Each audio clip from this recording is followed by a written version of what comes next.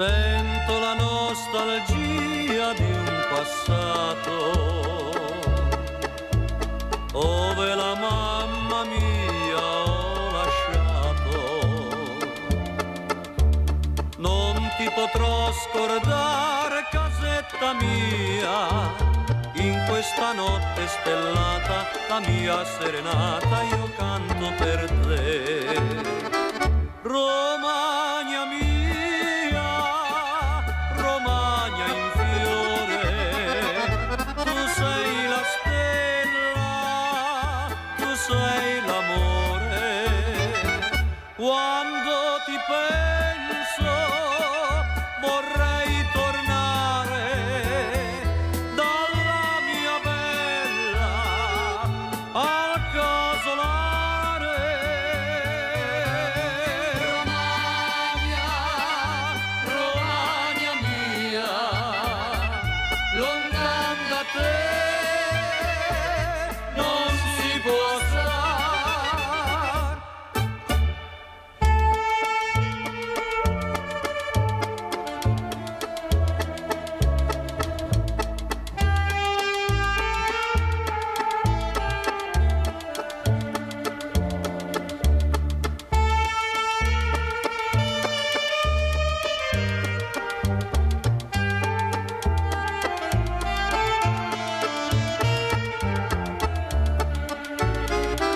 Romagna mia, Romagna in fiore, tu sei la stella, tu sei l'amore. Quando ti penso vorrei tornare dalla mia bella al casolare. Romagna, Romagna mia, lontan da te non si può stare.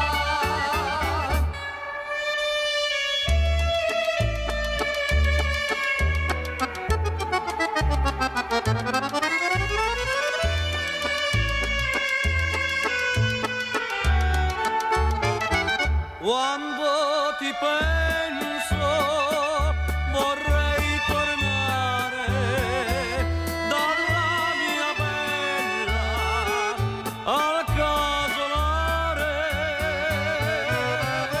Romagna, Romagna mia, lontan da te non si può stare.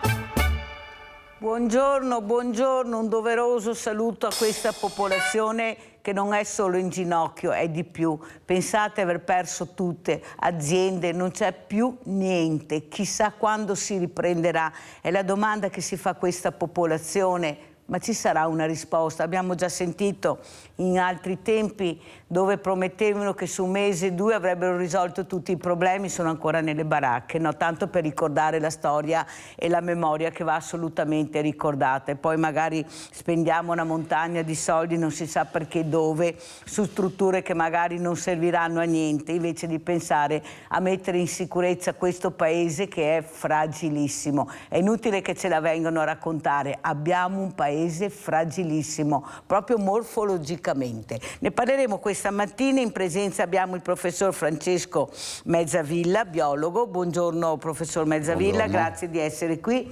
Abbiamo collegato da Verona Mario Spezia, presidente associazione Il Carpino, progetto Fondo Alto Borago, molto importante. Grazie, grazie Spezia, finalmente quei video, sono felice stamattina perché ho anche i video, perciò andremo benissimo, ma soprattutto dal vostro osservatorio, dal vostro punto di vista, cosa sta succedendo in questo paese da nord a sud, da est a ovest, di una fragilità incredibile. Prego professor Mezzavilla, inizio proprio da lei.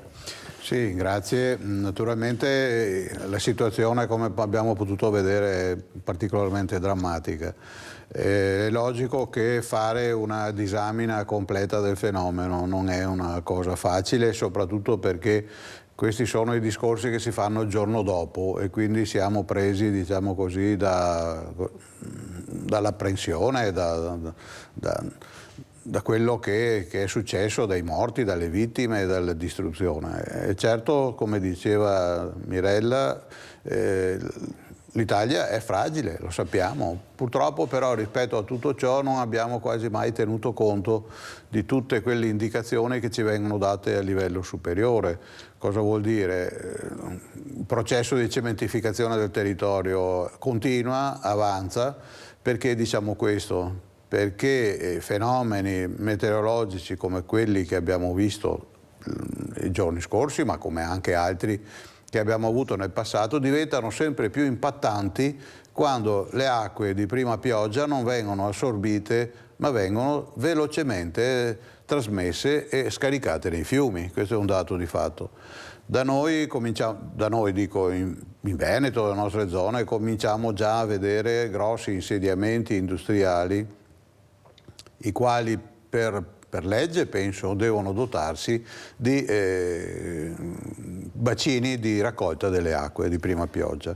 Difatti vediamo sempre più come a fianco dei grandi insediamenti industriali, questi grandi capannoni, abbiamo anche dei bacini di laminazione, di contenimento, ed è già un minimo segnale che dobbiamo dare. Poi è chiaro che dove operiamo invece, dove abbiamo a che fare con la realtà tipica di quella dell'Emilia Romagna, dove è venuto, della Romagna in particolare, dove è venuto questo ultimo fenomeno tragico, è chiaro che lì alla presenza di un'elevata quantità di aree cementificate abbiamo anche la presenza di torrenti, di fiumi e di aree collinari particolarmente fragili perché il territorio sotto il punto di vista geologico è molto fragile come abbiamo anche in alcune zone del Veneto. Cosa vuol dire fragile? Che l'acqua penetra, fa scendere a valle a livelli inferiori quantità notevoli di materiale e quindi frane riempiono, vanno a finire sulle strade. Perché sulle strade? Perché le strade sono quelle linee che hanno interrotto la continuità dei versanti collinari e quindi di conseguenza sulle strade. E poi chiaramente sulle case, sulle abitazioni, in aree dove molte volte probabilmente non avrebbero dovuto essere costruite. Queste sono alcune delle immagini che abbiamo più eclatanti. Mario Spezia, Presidente Associazione di Carpino, come commenta le parole del professor Mezzavilla? È d'accordo? Sì, perfettamente d'accordo. Aggiungerei un paio di elementi che secondo me sono determinanti, cioè anche l'agricoltura, anche il sistema di agricoltura che abbiamo adottato proprio a livello generalizzato è un sistema, parlo dell'agricoltura moderna, quella industrializzata, è un sistema che non ha assolutamente tenuto conto di adeguarsi a questi fenomeni sempre più pesanti, sempre più impattanti. Faccio un esempio per capirci: la capacità di assorbimento dell'acqua di un bosco e di un vigneto è completamente differente, nel senso che il bosco in presenza di una pioggia molto intensa ha una capacità di assorbimento X che è molto alta. E quando io demolisco completamente il bosco e pianto un vigneto, cosa che sulle nostre colline è stata fatta in maniera intensiva, io sono di Verona, quindi ho sotto gli occhi la situazione delle vallate di Verona, ma so che a Treviso è la stessa roba e in Emilia Romagna più o meno, insomma, siamo allo stesso livello.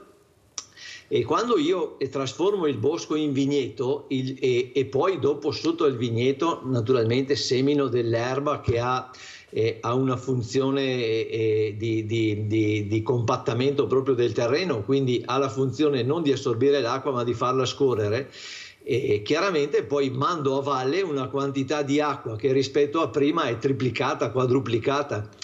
E non ho previsto per questo nessun alveo nuovo, nessun fosso scolmatore, nessun sistema di raccolta delle acque, eccetera, eccetera. Questo è per fare un esempio, ma ne potrei fare parecchi altri.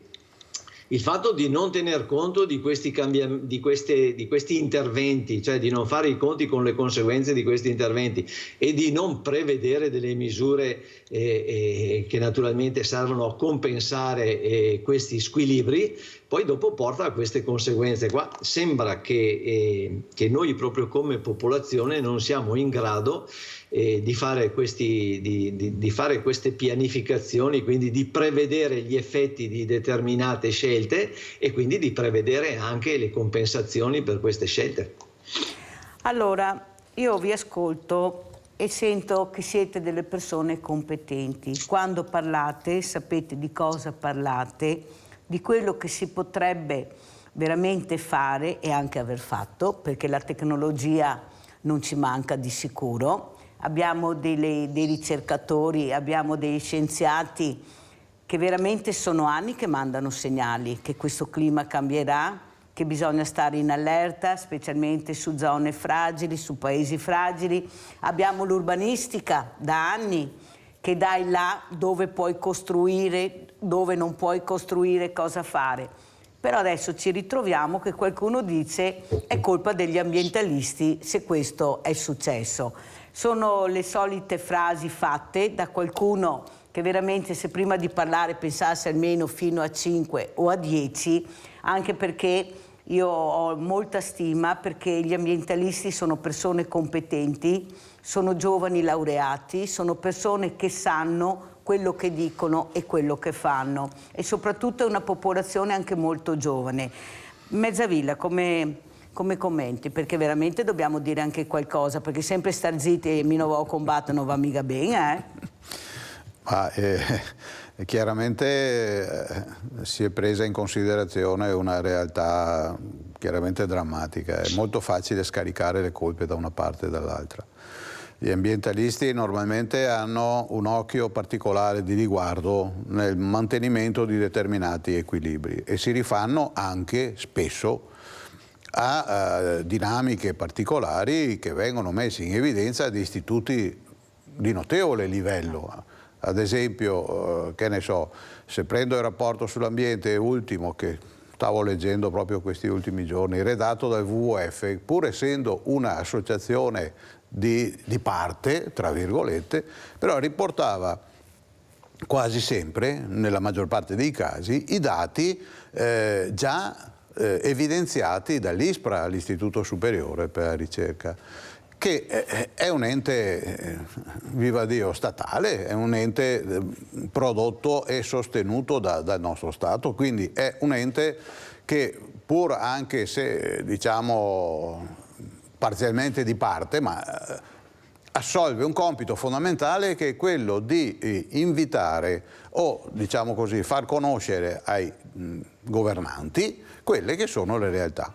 Il consumo del suolo, la fragilità, i rapporti continui che ci dà l'ordine dei geologi a livello nazionale, sono tutti rapporti particolarmente allarmanti per l'Italia. È chiaro che ne parliamo in queste occasioni perché c'è stato il disastro, ci sono i miliardi di danni, ci sono, ahimè, purtroppo le vittime che sono morte, e poi però tra 3 giorni ci dimenticheremo. Questa è una realtà tranquilla e evidente.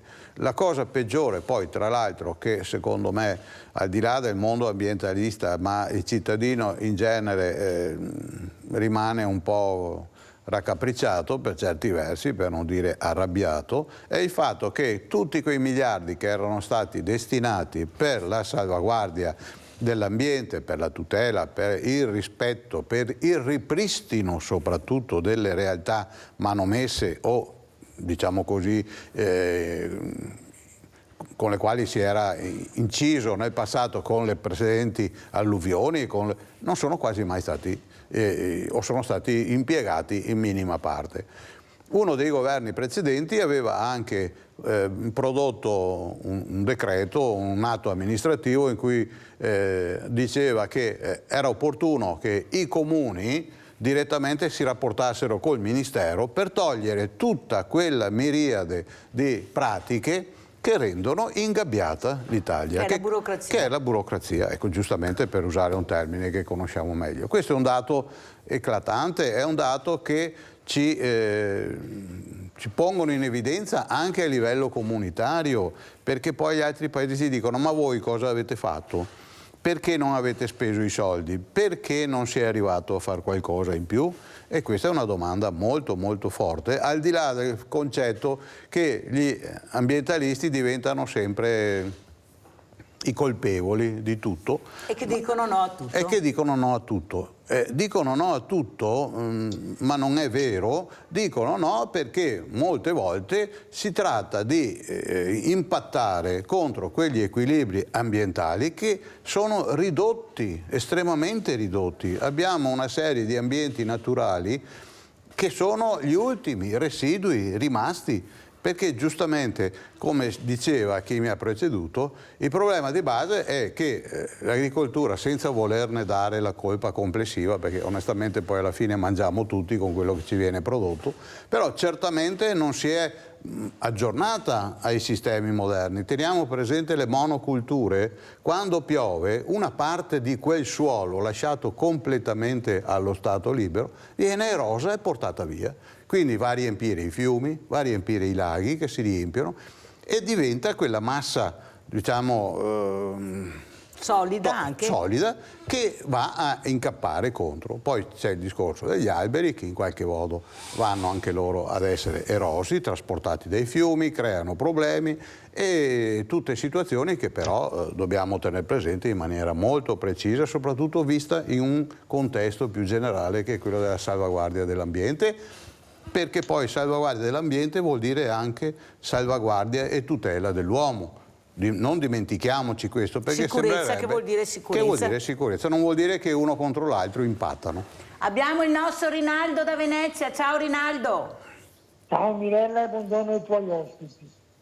Innanzitutto la Romagna è terra che va salvata perché era terra tutta dell'acqua, no?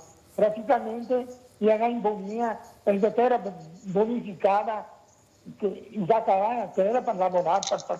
Adesso in Romagna su quella zona della regione è arriva tutto dai Salieri, pesca in leoni, va impiantare tanta quella roba che c'è in giardini, perché porta di tutto. Ma come che diventano gli altri? Noi io conto che è una terra fragile, che è una terra di bonifica, e come tutte le terre di bonifica, se noi viene trattare emerge da nuovo e si insciupa da nuovo dell'acqua. È una cosa vuol dire. Vuol dire che in Galera adesso non c'è tempo delle polemiche, perché bisogna commemorare i morti e soprattutto dargli una mano che si rimetta in piedi. Va bene? Perché c'è gente che è brava a lavorare, gente che lavora e è giusto dargli una mano. E dopo purtroppo anche la politica, non mi pare che la politica sia Dio, ma non solo che per lui, a fare qualche cosa, fare i recuperi, perché anche qua in Veneto non siamo tanto benissimo. E ora, invece di voler fare il ponte di Messina, il nostro Salvini, va bene, mettiamo a posto le zone disastrate che avremo il piave, che ne avremo figli di voi qua. Poi cosa vuol dire?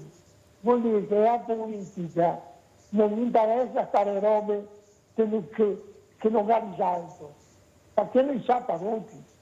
Ma purtroppo l'Italia è tutta fatta in questo sistema. Bisogna mettere il posto, perché se no sistemi più seri a rimettere a posto che la prevenzione. Dopo cosa ha avuto? Purtroppo adesso con il riscaldamento, una nuova batteria piova che veniva, una serie enorme, ora che mi sono mettiamo, ho 80 anni di acque alte, so cosa vuol dire andare a morire, perché a Venezia non viene una volta sola l'acqua alta, ne veniva 8, 10 volte. Dai Rinaldo, se no non riesco ad andare avanti con gli ospiti.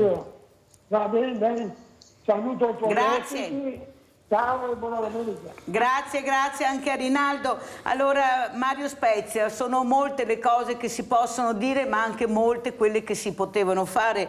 Io ricordo di questo ricercatore scienziato che ha avuto ospite e che ha dichiarato: ma scusate, l'anno scorso parlavamo di siccità, è passato un anno, cosa è stato fatto? Ma vi volete spiegare cosa è stato fatto? Non andiamo indietro tanto nel tempo, l'anno scorso. Mario Spezia, prego. Ma io più che guardare all'anno scorso guarderei in avanti, e cioè noi abbiamo la possibilità come nazione, come Stato italiano, abbiamo la possibilità di ottenere 235 miliardi dei fondi PNRR. Di questi 235, scusate, milioni di euro. Di questi 235 milioni, 191 milioni ci sono già stati concessi e li possiamo ottenere entro il 2026. Di questi 191 milioni, 69 milioni sono a fondo perduto, in dialetto si direa a bocca dolsa, nel senso che non dobbiamo restituire niente, sono così regalati, ok? Gli altri 123 andranno restituiti con degli interessi comunque estremamente favorevoli. Allora, adesso c'è la possibilità di accedere a questi soldi, che sono tanti soldi, è una quantità di soldi, è un bilancio di uno Stato di un anno, per cui insomma sono veramente tantissimi soldi. E ripeto, un terzo di questi soldi sono praticamente regalati e non riusciamo a presentare dei progetti per ottenere questi finanziamenti.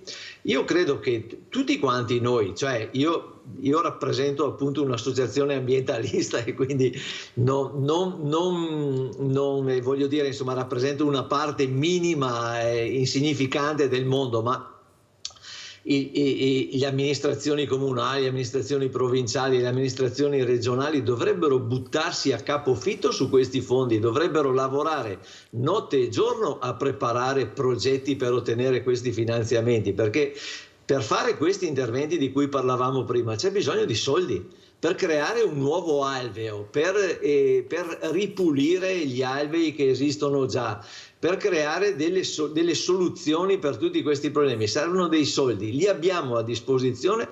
Secondo me il buon senso a me mi direbbe di ingaggiare i migliori esperti che ci sono in commercio per preparare progetti e per ottenerli questi soldi qua, ma non sento parlare nessuno di ste robe. Eppure le menti pensanti le abbiamo, non è che ci mancano, eh? È là che non si riesce a capire dov'è il nodo, che non riusciamo a sciogliere. Ci sono i soldi, abbiamo le menti pensanti, tanto è vero che facciamo i più grandi grattacieli nel mondo, i più grandi ponti nel mondo, siamo noi, anche veneti, perché bisogna dirlo, e poi ci troviamo che non riusciamo a presentare i progetti per avere questi soldi perché non ce la facciamo. Abbiamo Sebastiano da Abano, poi continuiamo. Vai Sebastiano.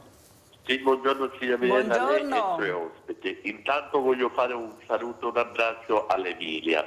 Bravo. Però noi ora stiamo facendo sempre fiumi di parole, tutti per ora c'è l'allarme, c'è il pericolo e tutti ci lamentiamo, diciamo tutto, e però i problemi mai si risolvono. Abbiamo visto i terremotati dell'Aquila, in Sicilia addirittura nel 68, ancora a Messina ci sono delle baracche dove vivono la gente dopo il terremoto.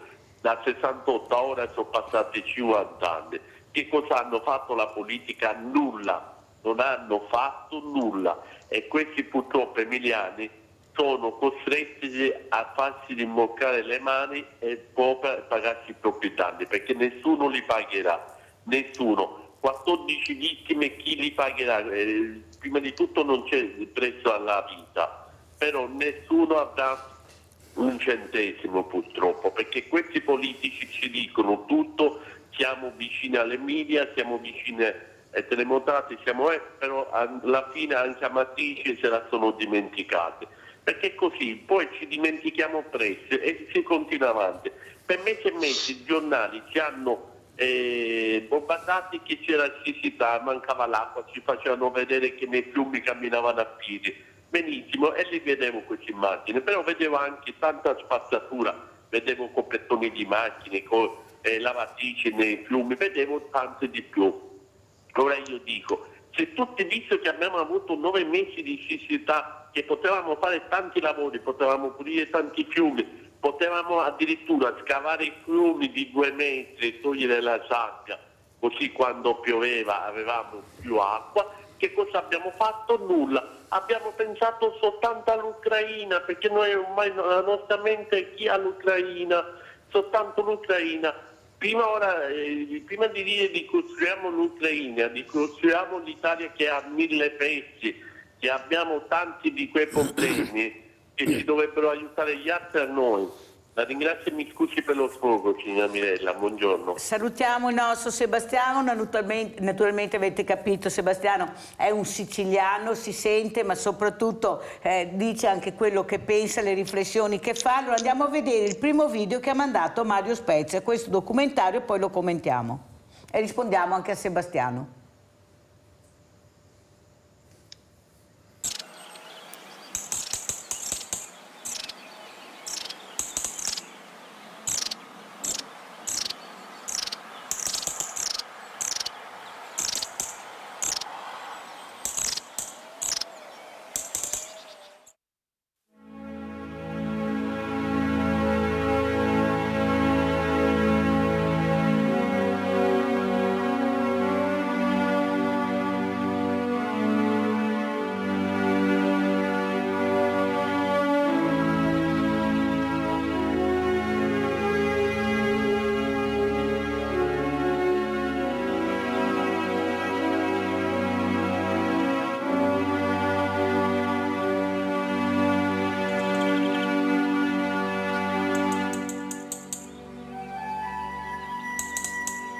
Le colline che circondano Verona si sono formate milioni di anni fa.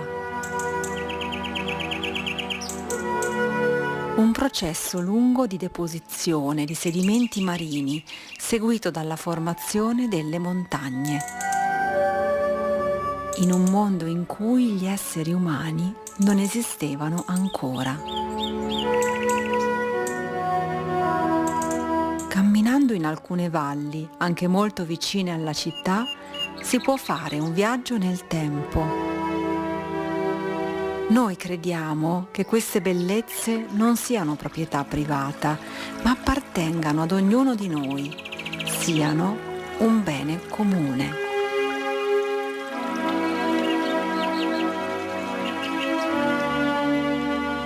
La Val Borago è un'area ricchissima di biodiversità e nel 2000 è stata dichiarata sito di interesse comunitario insieme all'adiacente Val Galina, grazie al lavoro del professor Sandro Ruffo e del Museo di Storia Naturale di Verona, che per anni ha condotto studi sulla flora e la fauna di questo luogo, creando le basi per la sua tutela. Oggi la conservazione delle colline è diventata una questione europea, come ci racconta il presidente di una delle associazioni ambientaliste più attive a Verona. Nel 1992 l'Unione Europea ha preso una decisione molto importante, ha istituito la Rete Natura 2000. La Rete Natura 2000 è un sistema di aree distribuite su tutto il territorio europeo, di aree dedicate alla salvaguardia della biodiversità.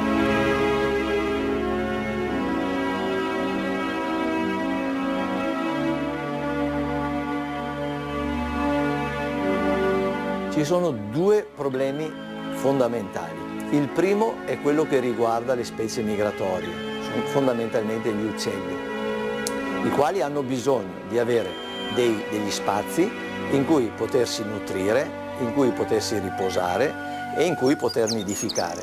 È fondamentale che questi spazi vengano preservati. Poi c'è un problema che riguarda tutte le specie che sono a rischio estinzione e tutte le specie che sono a rischio estinzione hanno bisogno di un ambiente particolare, si chiama habitat, in cui poter sopravvivere. Se non difendiamo questi habitat perderemo anche le specie.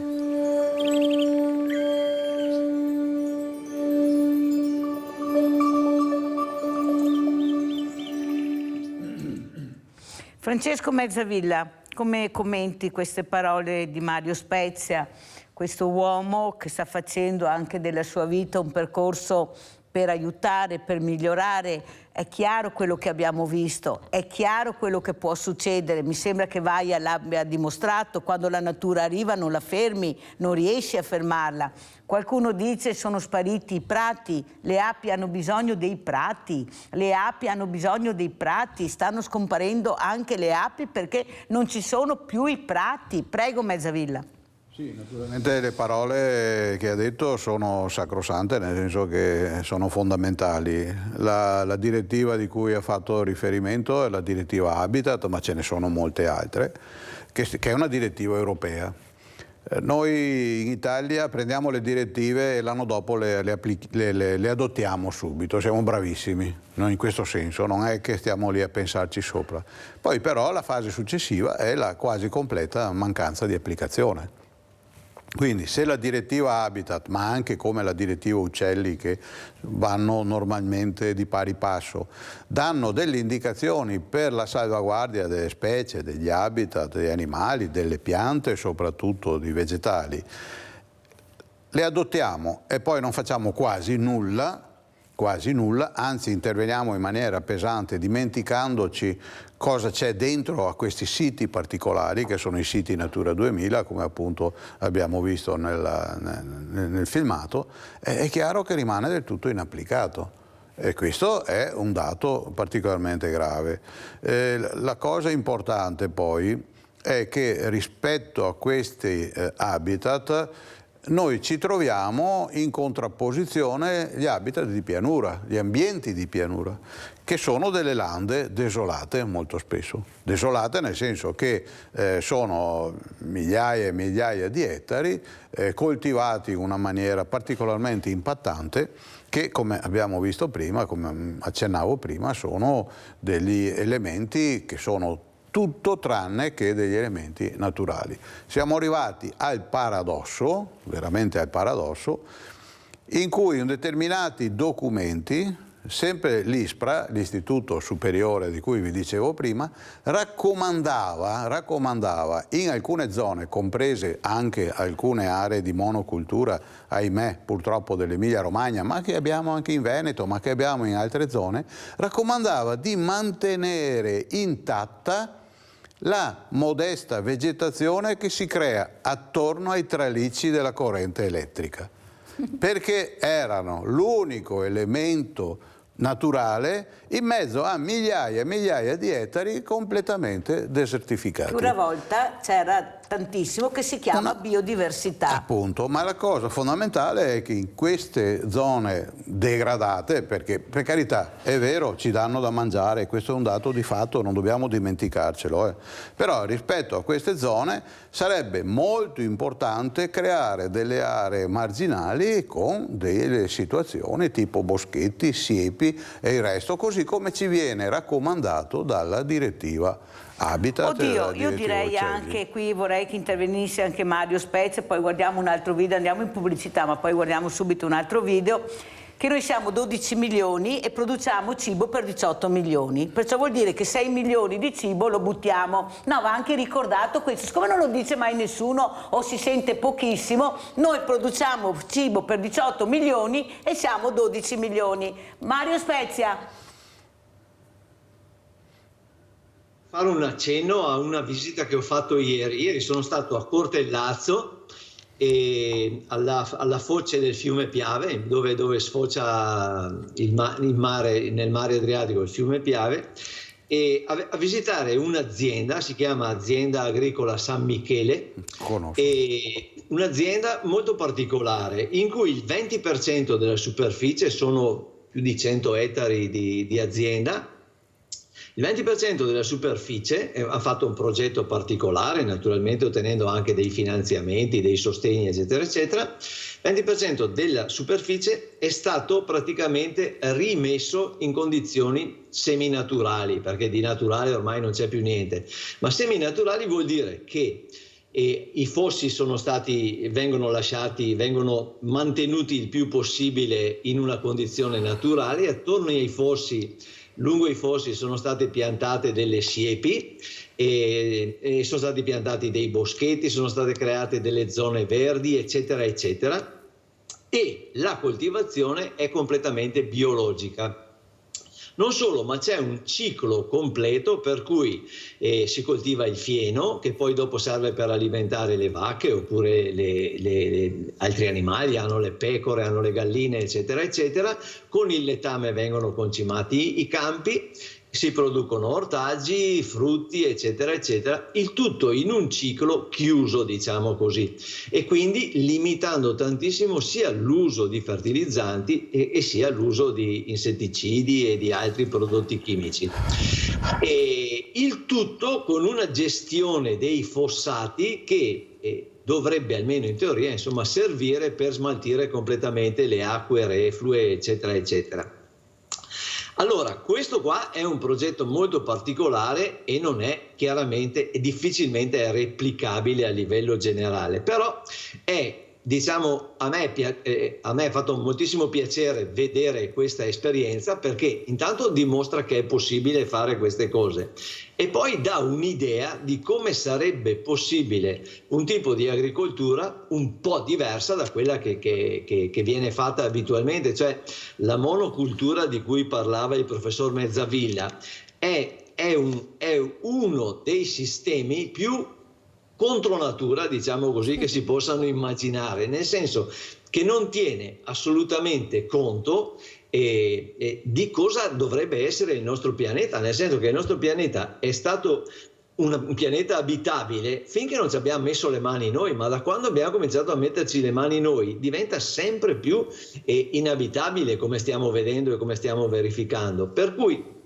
bisognerebbe anche da un punto di vista proprio tecnico cominciare ad immaginare dei sistemi di coltivazione, oltre che dei sistemi anche di vivibilità, perché voglio dire non è che le strade, le città eccetera eccetera impattano meno, ma anche a livello proprio di coltivazione bisognerebbe cominciare a pensare a dei sistemi di coltivazione che tengano un po' più presente un quadro generale della situazione che deve essere assolutamente modificato se non vogliamo essere veramente travolti dagli eventi, perché il rischio e diventa un rischio sempre più vicino è quello alla fine di restare travolti da degli eventi che non abbiamo saputo né prevedere né contrastare. Allora abbiamo la nostra Giusy, poi andiamo in pubblicità. Vai Giusy. Ciao Mirella, buongiorno ai tuoi illustri ospiti anche stamattina.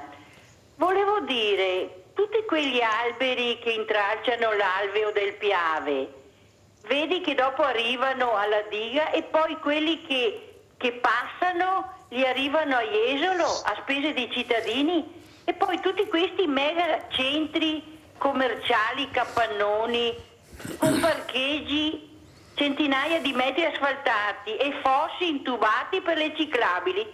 L'acqua troverà lo sfogo o no? Ho sentito ieri l'altro un signore che ha detto che se non ci fossero gli alberi dentro nell'alveo del fiume, l'acqua correrebbe più veloce e ci sarebbe più allagamenti. Non so allora quale sia la cosa giusta, se con gli alberi dentro o senza alberi, questo volevo dire. Vi ringrazio. Grazie Giusy, adesso andiamo in pubblicità e poi risponderemo anche alla nostra Giusy con i nostri esperti. Io stamattina abbiamo anche gli esperti come sempre. Pubblicità.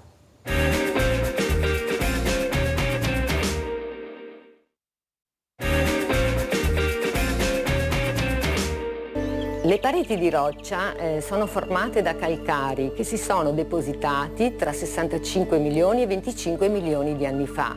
Sono formazioni a calcare di tipo nummolitico, formate da sedimenti di piccoli animali unicellulari chiamati foraminiferi. Il nome nummolitico deriva dal fatto che la forma di questi foraminiferi assomiglia a delle piccole monete.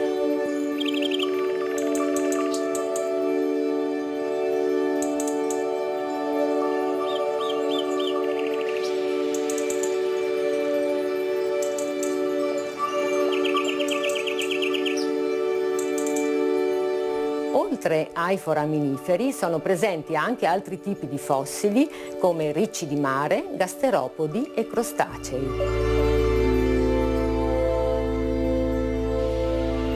Sono stati anche ritrovati e ora sono conservati al Museo di Storia Naturale di Verona rari fossili di pesci ossei, squali, tartarughe, palme, frutti e semi. La valle era frequentata dall'uomo già 300.000 anni fa e qui gli archeologi hanno condotto diversi studi. I ripari preistorici più conosciuti sono il riparo Mezzena e Zampieri, che si trovano in Val Galina. Qui sono stati ritrovati diversi manufatti, tra cui molte punte di selce.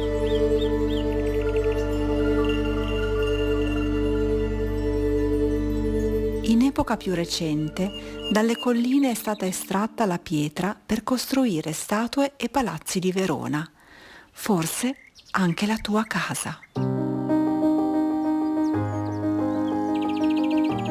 La presenza dei muretti a secco ci suggerisce che fino a poco tempo fa la valle era utilizzata per un'agricoltura di sussistenza. Ora i campi sono abbandonati e camminando sul sentiero è possibile scorgere una fauna e una flora inaspettate. Nel bosco troveremo diverse specie di alberi. L'associazione più comune è l'orno strieto, con presenza predominante di carpino nero e di orniello. Spostandoci un po' troveremo anche una faggeta, una scoperta molto interessante perché a questa quota non la troveremo in nessun'altra parte del mondo. Ma ancora interessante potrebbe essere la scoperta del tasso, molto particolare, che nel Baio Borago in certe zone ha una presenza predominante. Sono molto interessanti anche le vecchie coltivazioni di castagni e di noccioli che, anche se non in ottimo stato, rappresentano sia dal punto di vista storico e sia dal punto di vista naturale un bel esempio di biodiversità.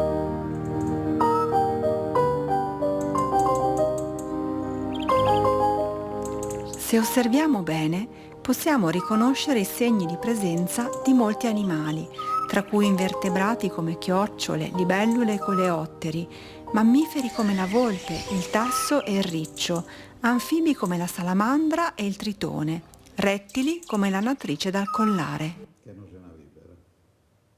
Allora, intanto ringrazio Mario Spezia, questa volta Mario veramente grazie, perché guardate che è importantissimo, voi che avete questi filmati, questi video che a casa possono vedere, ma soprattutto capire il perché diciamo attenzione, stiamo perdendo tutto, questa è la verità. Una volta, si parlava prima Mario Spezia col professor Mezzavilla, quando giravi, che andavi a visitare, non so, le colline, ma anche le montagne, giravi, vedevi il monastero, ma una biodiversità prima di arrivare al monastero pazzesca, pochissime case e arrivavi, oppure un castello ma con la biodiversità. Adesso non c'è più niente, non c'è più niente, addirittura parlano di costruire oltre i 2000 metri, Mario. Bisogna pur dire qualcosa, perché se continuiamo a stare zitti, questi costruiscono, no, sono i 4.000 metri, prego. Sì, io volevo rispondere però alla signora che ha parlato prima dei fiumi, la Giusy, perché quello lì è un tema che ritorna fuori puntualmente e che spesso viene un po' visto con un'ottica che non è molto corretta. Quello che noi abbiamo fatto in secoli e secoli di intervento è stato quello di ridurre l'alveo dei fiumi in continuazione. Cioè abbiamo continuato a costruire attorno e a stringerli fino a farli diventare dei canali. Questo da un certo punto di vista ha completamente eliminato tutta la biodiversità che per natura dovrebbe esserci intorno ai fiumi, ma da un altro punto di vista ha fatto un danno molto più grosso, e cioè ha completamente eliminato la possibilità di far fluire l'acqua, perché l'alveo è troppo stretto e quindi la cubatura di acqua che passa è estremamente ridotta e questo rende impossibile il deflusso dell'acqua. Quindi il problema non sono i 2 alberi che cascano giù e che bastano per bloccare il flusso dell'acqua. Il problema è che è stata talmente ridotta la portata del fiume che a quel punto chiaramente bastano 2 alberi per farlo cadere. A livello generale, a livello europeo ma a livello mondiale, si parla ormai dappertutto, gli scienziati, gli studiosi parlano di riqualificazione fluviale. Leggo una piccola frase che mi sono appena tirato fuori che è interessante. Ovvero qualsiasi azione volta a riportare il corso d'acqua e il territorio ad esso più strettamente connesso verso condizioni di maggiore naturalità o in altri termini di ripristinare almeno in parte l'integrità ecologica. E questo dal punto di vista naturalistico. Dal punto di vista poi funzionale vuol dire riallargare l'alveo del fiume, cioè ridargli uno spazio molto più ampio attorno. In Germania l'hanno fatto su fiumi grandi come il Reno, per dire, cioè di riaprire l'alveo dei fiumi in maniera che attorno ai fiumi possa riproporsi un livello di naturalità, diciamo, almeno superiore a quello attuale, ma soprattutto che ci sia uno spazio sufficiente per il deflusso dell'acqua che poi non metta in crisi lo scaricamento dell'acqua in situazioni di emergenza come quelle che si sono create. Se noi andiamo a vedere i fiumi che sono esondati in Emilia-Romagna, adesso io non vorrei infierire su chi ha già subito questi danni spaventosi, ma se andiamo a vedere a che punto avevano ridotto gli alvei dei fiumi, cioè era raccapricciante la situazione, cioè erano diventati tutti quanti dei fossatelli che chiaramente alla prima bufera sarebbero esondati.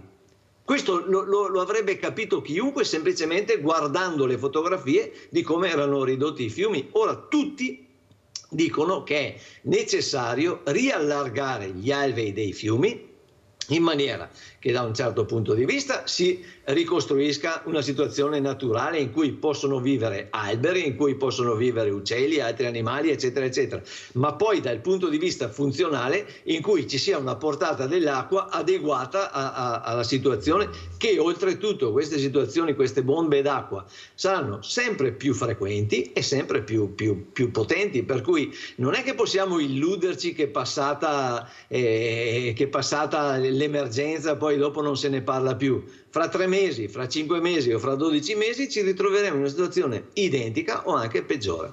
Andiamo a vedere il prossimo video e poi lo commentiamo col professor Francesco Mazzavilla. Andiamo a vedere.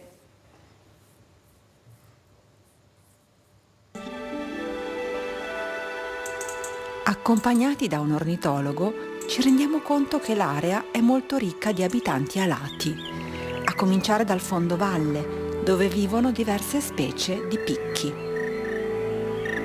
Negli ultimi anni però si sono verificate, si sono osservate molte segnalazioni anche del più grande picchio europeo, che è il picchio nero, che sembra essere sempre più vicino ai lembi della nostra città. Nel bosco abitano anche molte specie di passeriformi, dai più comuni merli e pettirossi agli scriccioli, le capinere e l'occhio cotto. Abbiamo anche alcuni rapaci notturni la cui presenza è correlata alla presenza dei picchi stessi, perché utilizzano le loro cavità proprio per nidificare, e sono gli allocchi. È un animale, l'alloco, molto territoriale e che quindi tende a far sentire spesso la propria presenza per difendere il proprio territorio.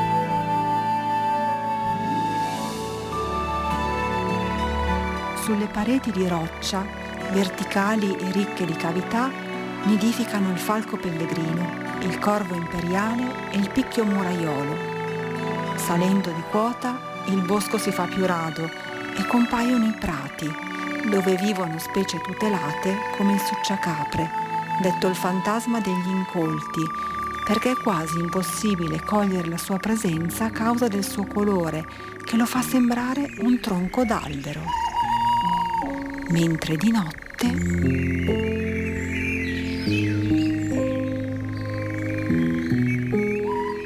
notte ecco che la specie diventa attiva, comincia a cacciare insetti e ha un richiamo piuttosto distinguibile e tipico e anche piuttosto insistente, quindi la sua presenza è abbastanza facile da censire. Sempre in questo tipo di habitat è possibile anche udire il richiamo monocorde di un piccolo gufo migratore che arriva dal sud del Sahara e che è l'assiolo, chiamato anche Q, proprio in ricordo del suo verso. Molti lo scambiano per un allarme, però in realtà spesso è questo piccolo strigiforme che sta, diciamo, o richiamando i propri simili oppure difendendo il proprio territorio. E ora che dicevo a Francesco, Pampa ai tuoi denti, anche perché ci conosciamo da una vita, Pampa ai tuoi denti, sto video che avevamo visto. Prego, professore. Sì, è pane per i miei denti, nel senso che oltre che a conoscere il dottor Zanini indirettamente, ma anche direttamente in qualche caso, certamente questi ambienti sono peculiari per il tipo di fauna che ha elencato Corrado poc'anzi. È chiaro che noi usiamo spesso il discorso del censimento degli uccelli come indicatori della biodiversità. Più specie troviamo in una determinata area, più l'ambiente è in uno stato naturale o paranaturale. Ecco, questo è un dato di fatto inequivocabile. In determinate situazioni ce ne sono tanti, trovano ambienti diversificati, riescono a riprodursi e quindi di conseguenza non solo l'ornitologo ma anche il semplice cittadino che magari non conosce direttamente tutte le specie va e sente e riesce a captare la presenza di questi animali. È chiaro, tornando al discorso di prima, che ad esempio faccio riferimento al Piave perché l'abbiamo qua vicino a noi. Il Piave è uno scrigno di biodiversità perché all'interno del suo alveo, dove non è stato completamente incanalato, vedi da Ponte di Piave alla Foce, ma nella parte superiore ha ancora un alveo relativamente, diciamo così, naturale o paranaturale. Ci sono degli invasi, delle dighe create a scopo idroelettrico che hanno in parte modificato l'assetto, ma questi invasi servono per lo svernamento di molte specie di uccelli. Se noi vogliamo vedere specie anche molto rare, basta andare all'invaso di Busche a Trento e lì abbiamo un'avifauna che è completamente strabiliante, nel senso che abbiamo specie anche del nord Europa che arrivano, che si fermano e che si riproducono nell'area. È chiaro però che un alveo come quello del Piave ha i suoi pro e contro, nel senso che per fortuna è uno dei pochi fiumi che ha un alveo anche particolarmente esteso. Pensiamo all'area di Macerata Cimadolmo, dove addirittura si divide in due rami con in mezzo una grande isola coltivata, però molto grande, e lì ci sono presenze molto molto significative. Il problema qual è? Che quando però avvengono questi eventi estremi, che piove tanto, cosa succede? L'acqua prima viene ingabbiata, diciamo, accumulata negli invasi artificiali, quindi i laghi che servono poi a creare energia elettrica perché tutti abbiamo bisogno. Vabbè. Quando questi bacini sono completamente pieni, l'acqua viene rilasciata e arrivano, non dico delle piene, ma insomma dei incrementi abbastanza forti. Poi quando piove tanto il concetto è similare, nel senso che tutti i paesi, le strade, le città scaricano dentro al corso del fiume, il fiume nel volgere di poche ore, assume quell'andamento di piena particolare che stravolge anche gli argini, scusate, e quindi in parte sradica una parte della vegetazione. Quindi abbiamo alberi molto fragili come sono ad esempio i pioppi che possono essere trascinati e portati via. Questo è un dato di fatto. È chiaro che però non possiamo dare la colpa ai pioppi che sono lì. I pioppi assolvono un compito fondamentale perché in condizioni normali danno un assetto al paesaggio, danno un aspetto di naturalità che è fondamentale. Quindi gli alberi che noi vediamo trasportati poi anche purtroppo, ahimè, al mare, sono una conseguenza di questi fenomeni. Per ovviare a questi fenomeni e eventualmente rifarsi anche al discorso che faceva prima Specchia, ma soprattutto per rifarci all'argomento di partenza che è l'alluvione Emilia-Romagna, è chiaro che questi fiumiciattoli, questi torrenti, questi bacini che sono stati completamente incanalati avrebbero bisogno dei bacini laterali di laminazione o di contenimento, che vuol dire delle aree umide create appositamente, vengono fatte un po' in tutta Europa, anche noi ne abbiamo, qualcuna non è detto. Questi bacini di laminazione servono a contenere in parte le acque nei momenti di piena e poi però le rilasciano tranquillamente. È chiaro che però è un investimento, perché noi dobbiamo prendere un'area laterale, dobbiamo creare degli argini, dobbiamo creare la situazione particolare perché il fiume possa espandersi.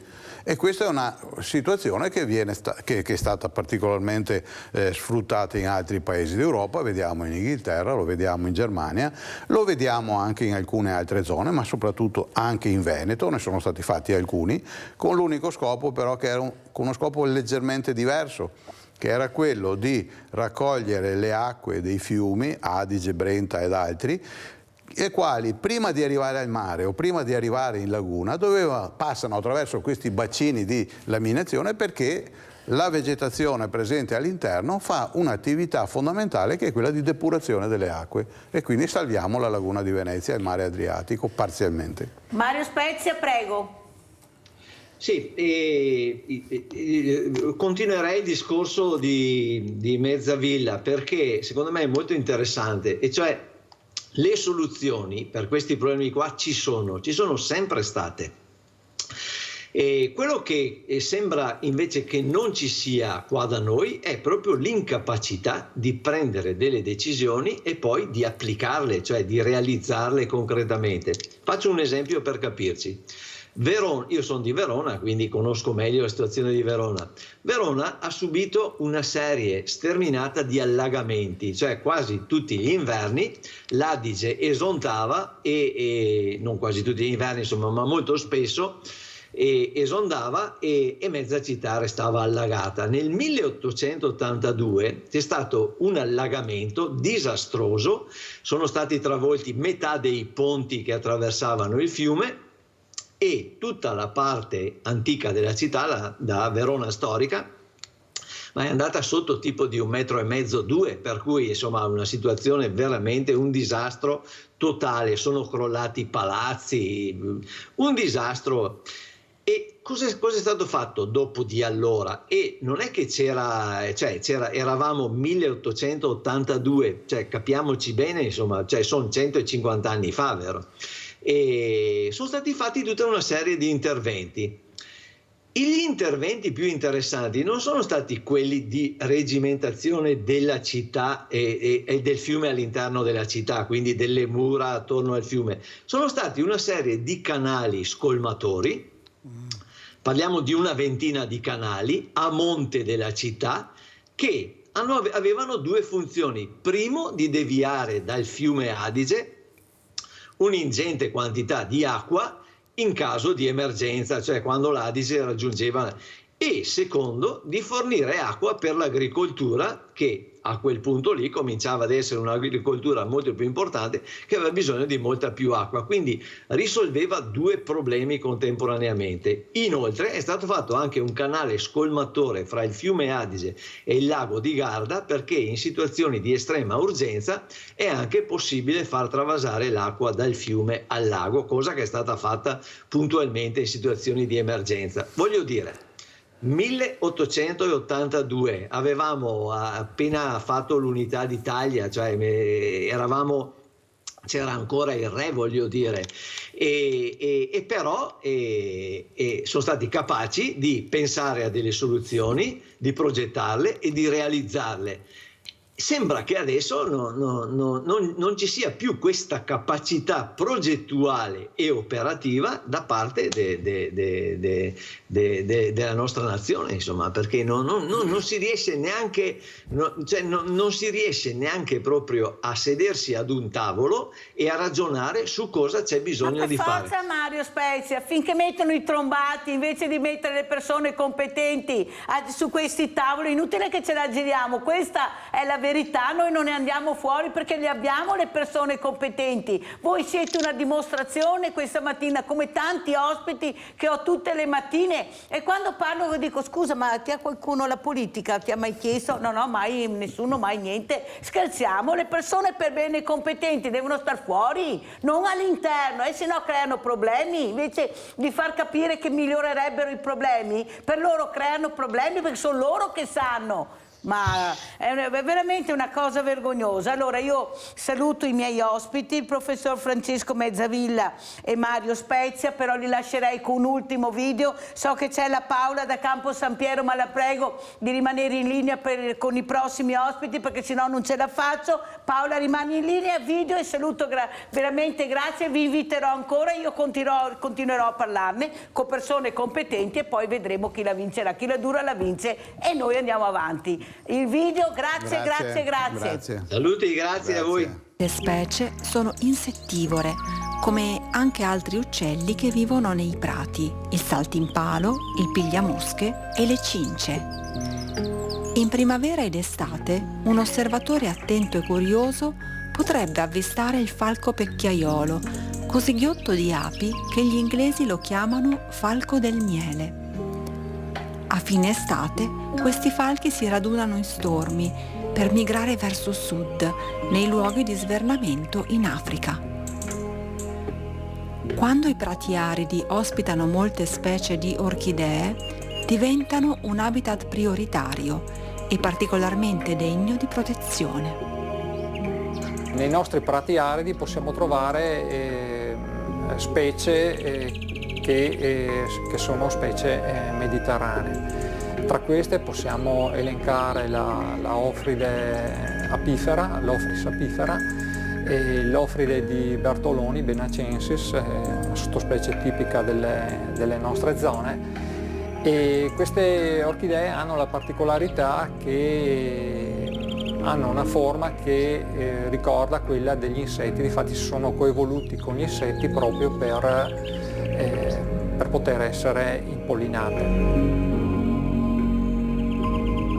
Oltre alle orchidee ci sono altre specie vegetali notevoli, come la pulsatilla montana, un fiore che possiamo vedere tra fine marzo e aprile.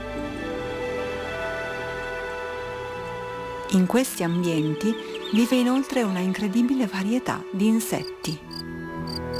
Possiamo trovare grilli, cavallette, ne troviamo di molte specie perché nei prati aridi sono presenti tanti graminacee, delle piante dagli steli molto duri, quindi hanno bisogno dei nemici che abbiano un apparato masticatorio molto importante, come appunto i grilli e le cavallette. Sono presenti molte farfalle e falene, ossia farfalle notturne. Da un monitoraggio fatto nel 2010, che è poi diventato una pubblicazione del Museo di Storia Naturale di Verona, è emerso che nel SIC del Prognio Borago e Val Gallina ci sono 75 specie di farfalle diurne e 450 specie di farfalle notturne.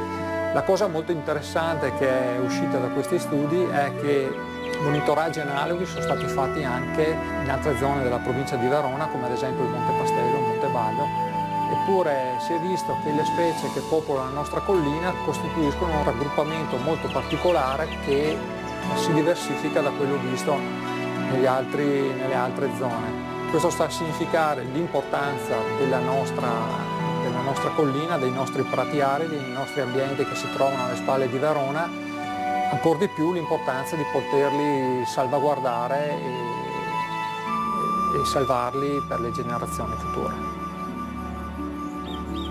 Proprio per salvare questo habitat è nato il FAB, Fondo Alto Borago, Questi prati aridi rischiavano infatti di essere trasformati in terreni coltivati con agricoltura intensiva, ma per fortuna i cittadini, supportati dai sindaci e dal ministro dell'ambiente in persona, sono riusciti a salvare i prati e i boschi della Val Borago.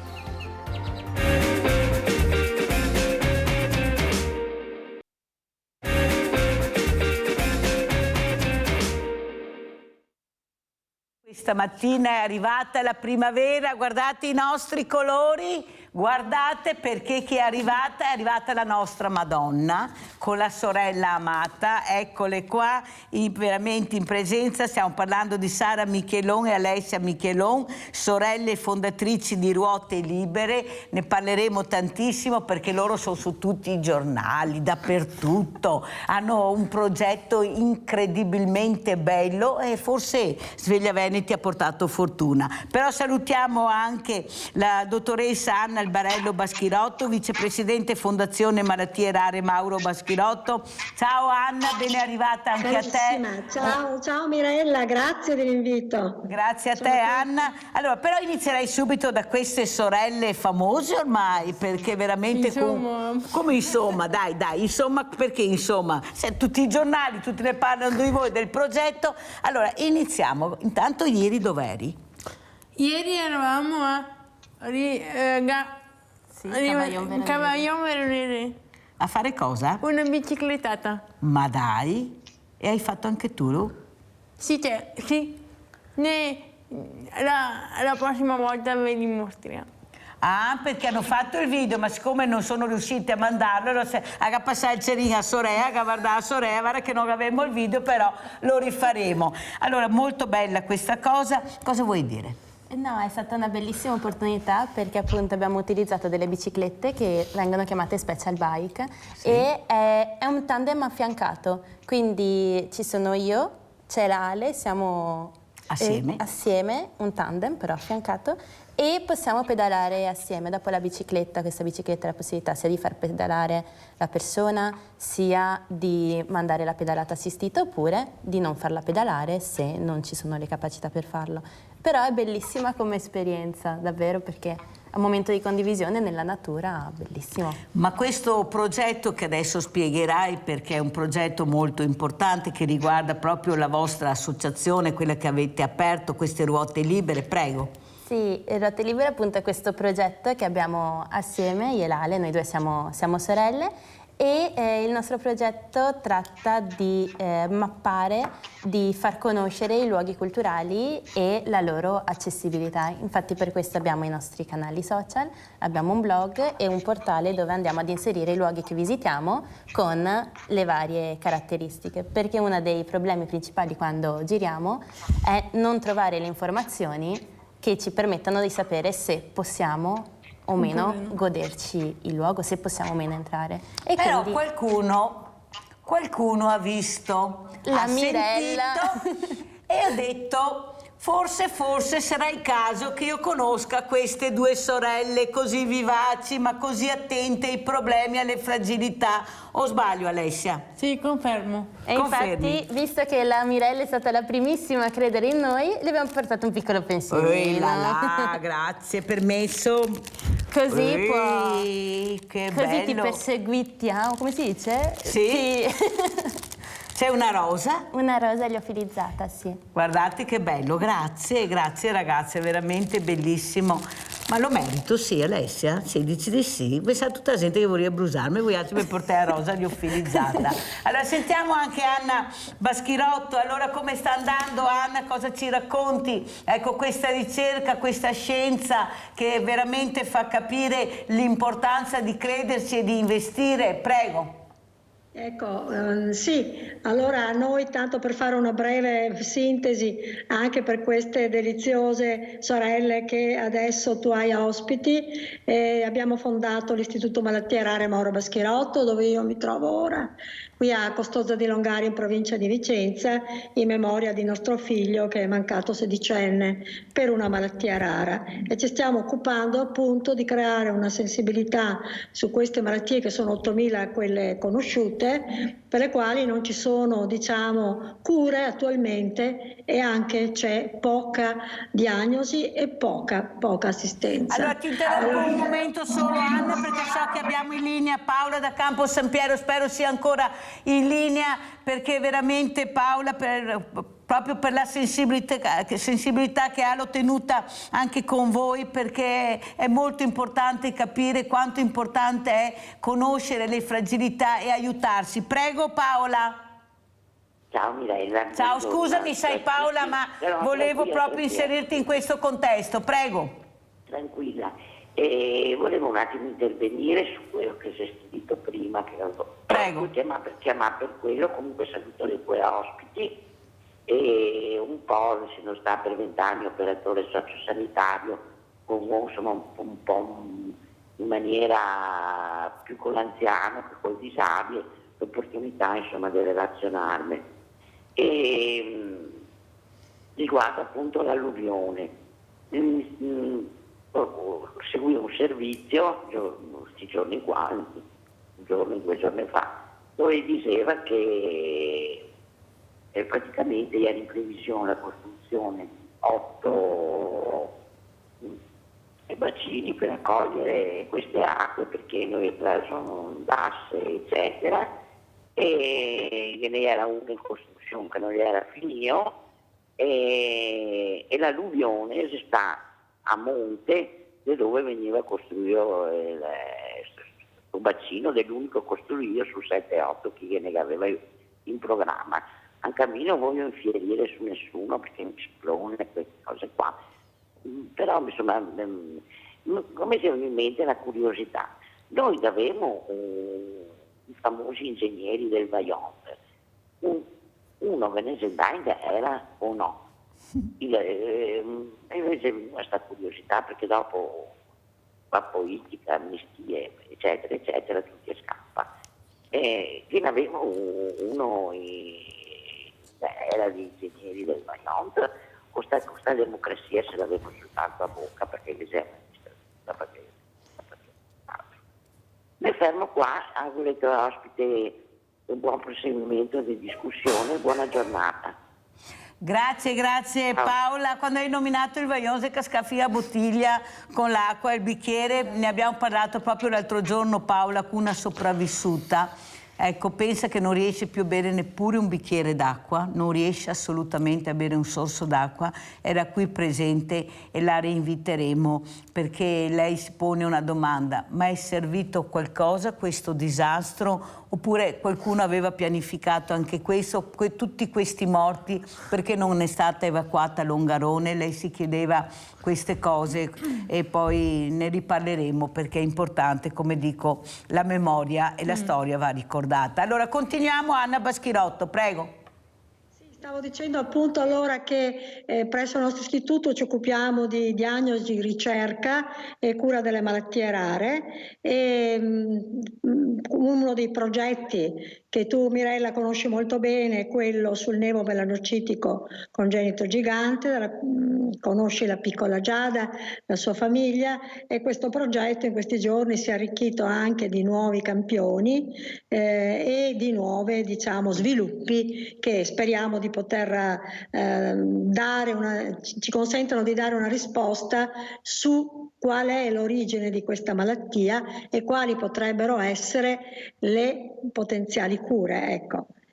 Questo è uno dei progetti. Anna, che ci hai mandato questo video che non ha audio, ma sarai tu l'audio, lo commenterai, questo video bambina in ospedale. Vediamo l'importanza di capire perché abbiamo invitato questa mattina Anna Albarello Baschirotto per far star vicino. Ecco qua, eccola qua la nostra, guardatela Giada, ve la ricordate? Guardatela. Caro, quanti interventi ha subito fino adesso? È l'ultima, guarda, tantissimi. Guarda. Adesso vado a memoria, ma Alessandra potrebbe essere più precisa. Questo è l'ultimo di aprile e qui è il giorno stesso dell'intervento. Vedete, cammina non molto bene perché ha tolto uno dei nevi melanocitici anche nel piedino e quindi cammina, ecco, vedete, però cammina un pochettino attenta, accorta, però vedete è una guerriera e il giorno stesso dell'intervento vedete come ci saluta tutti, ecco. Allora, Quindi... noi ricambiamo questo saluto a Anna, un grande abbraccio a Giada, a tutta la famiglia, alla mamma, al papà, alla sorella, ma soprattutto avete visto la grinta, la voglia di vivere che ha questa bambina. Hai visto come ha fatto? Cosa vuoi dire a Giada, Alessia? Cosa vuoi dire? Mettiamo le immagini di Giada per cortesia. Cosa vuoi dire a Giada, Alessia? Che lei è bisogna... Eccola qua. Lei fa vedere, come si dice, fa vedere che anche con una malattia rara ha tanto coraggio e tanta forza di vivere la vita. E fa tutto da sola, hai visto? Non è accompagnata da nessuno, lei si arrangia, guardate, questa è la forza, la gioia di vivere. Cosa vuoi dire anche tu, Sara? Cosa a questa meravigliosa creatura che ho avuto la fortuna di conoscere, di abbracciare, di baciare, lei con me va d'accordissimo. Pensa che una volta prima di entrare in sala operatoria ha detto al chirurgo: guarda non sbagliare il braccio perché guarda che con questo io devo colorare, devo dipingere, Ti rendi conto? Cosa vuoi dire, Sara? Non saprei cosa dire perché nel senso il suo sguardo parla da solo e l'importanza di avere un carattere forte e tutto il sostegno che lei sta dietro, ma il suo viso, la sua espressione già parla di per sé. Ce l'ho fatta anche questa volta, dice. Sì. Guardate che sono qua, ce l'ho fatta anche questa volta. Prego, Anna. Ecco, allora diciamo che c'è un nuovo impulso per la ricerca nell'ambito del nevomelanocitico gigante congenito e abbiamo avuto anche in questi giorni la visita di un altro testimonial, Michele Di Ignazio, che è uno scrittore adulto che anche lui ha avuto moltissimi interventi e ancora porta qualche nevo inoperabile, per esempio sull'occhio, e ci ha dato una grandissima testimonianza proprio durante un collegamento fatto per sensibilizzare sulle malattie rare con un liceo scientifico di Vibo Valentia, e dove i nostri ricercatori, Michele e la sottoscritta, noi della Fondazione, abbiamo parlato di malattie rare, di genetica e della, diciamo, come dire, possibilità di cura con la terapia genica, grazie anche al forte impegno della nostra associazione, ecco, che per prima in qualche modo ha creduto nella possibilità di curare le malattie genetiche mediante terapie innovative e in particolare con la terapia genica. Ecco, quindi questo è stato un momento molto bello.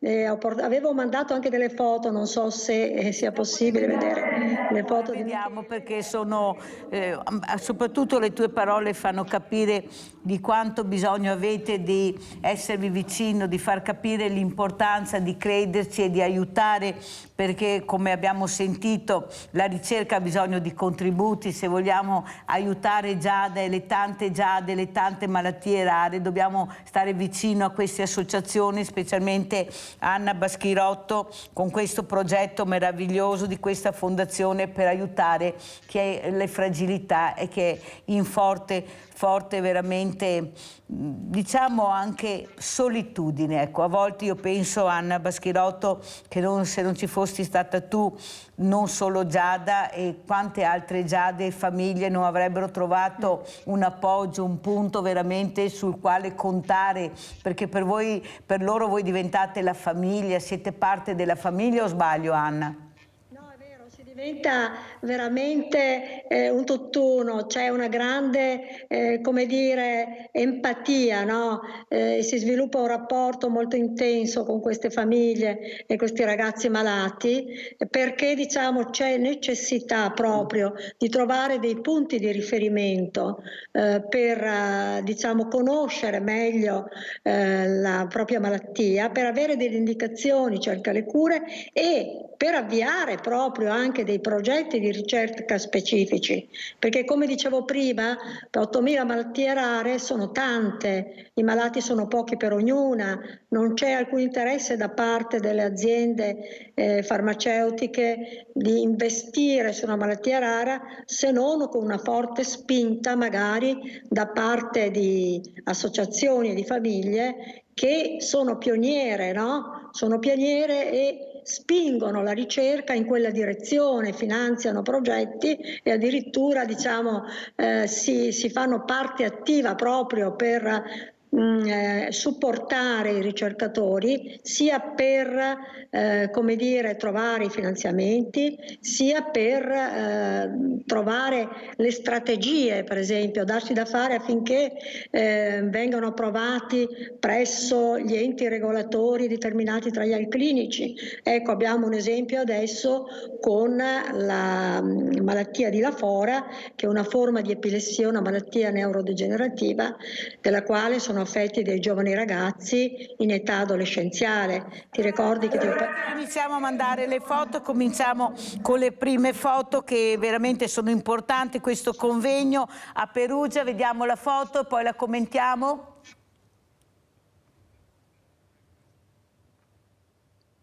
Sì, vediamo. Prego Anna, qui dove siamo? Ecco, allora questo è a Roma, questo incontro internazionale sull'epilessia. Vedete Giuseppe, mio marito, Giuseppe Baschirotto, che è il legale rappresentante della fondazione, il quale ha assegnato in questo contesto un premio internazionale di terapia genica per la malattia di Lafora, ecco, che è stata veramente una cosa importantissima. Perché le foto le vediamo un po' tutte, prego. Questo è presso invece l'Università di Perugia, dove appunto è stato annunciato questo progetto importantissimo. Vedete la professoressa Cinzia Costa e il professor Paolo Prontera, e qui vedete invece un pianista di grandissimo talento, il quale si è esibito presso il Teatro Coccinelli in provincia di Perugia, e anche recentemente, proprio una quindicina di giorni fa, a Todi presso il Tempio della Consolazione, ecco, proprio per la raccolta fondi. E tutto questo grazie ad una mamma della nostra associazione, Margherita, la mamma di Federico, la quale sta veramente smuovendo il mondo per riuscire ad avere in fretta una terapia sperimentale per Federico. Quindi da un lato la ricerca per la terapia genica, da un lato il tentativo di arrivare ad una terapia subito. Ecco, qui vedete invece che ritorniamo invece a Roma e abbiamo un incontro con il dottor Latorre, vedete Stefano Latorre, e qui invece siamo nel nostro istituto, e quel ragazzo riccioluto sulla sinistra vicino a Giuseppe è appunto Michele, che vi dicevo. Qui è un'altra iniziativa di solidarietà sempre a favore di Giada, vedete la piccola Giada lì vicino agli alpini. Gli alpini hanno fatto una manifestazione, un evento, e hanno devoluto a questo progetto il loro ricavato. Quindi ecco, c'è allora per esempio, vedete qui siamo in un'altra manifestazione, e qui qualcuno vende zucche per la nostra ricerca. Qui appunto abbiamo i clown. Vedete allora che c'è da un lato la raccolta fondi, ma perché? Dall'altro la sensibilizzazione, ecco qua siamo sul progetto Lafora, vedete? Ecco, la sensibilizzazione per portare avanti le conoscenze e creare dei nuovi progetti. Qui siamo invece a Trissino, in una manifestazione organizzata dalla mamma di Giada, Alessandra, proprio, e qui si tratta di una cena benefica per il progetto Giada, ecco, vedete. Grazie, ritorniamo insomma. Abbiamo Tamara in linea, se non mi cade la linea, vai Tamara. Ciao Mirella, volevo leggerti una poesia bella sull'amicizia. Va bene. E per i bambini e per la bambina, l'ospite che hai là. Va bene. Il mio amico è come la corteccia, intorno all'albero. Mi riscalda come il sole in una giornata invernale. Mi rinfresca come l'acqua in un caldo pomeriggio. La sua voce è vivace come il canto di un uccello. È primavera, lui è il mio amico e io sono il suo. Bellissima, bellissima, grazie Tamara. Ecco, questa sensibilità che ha Tamara di cercare delle poesie per leggerle poi al sabato con gli ospiti. Avendo sentito quello che ha detto Anna Baschirotto, avendo visto queste immagini di quanta gente sta cercando di aiutare questo mondo di solidarietà, ma soprattutto anche il mondo del volontariato, abbiamo visto anche in Emilia Romagna sono stati i primi a partire, i primi a arrivare, ad imboccarsi le maniche, dicono i ragazzi non hanno voglia di fare niente. Avete visto cosa hanno fatto i ragazzi? Sono partiti con le cose che avevano a casa loro, comprate da loro, per andare a aiutare anziani, persone in difficoltà. Cosa vuoi dire, Sara? No, non bisogna mai far di tutta l'erba un fascio e non tirare conclusioni affrettate. E il mondo del volontariato è ancora molto presente, per fortuna ci sono ancora l'individualismo, diciamo, non ha colpito tutti e quindi è bellissimo vedere come aiutandosi e aiutare possa fare la differenza.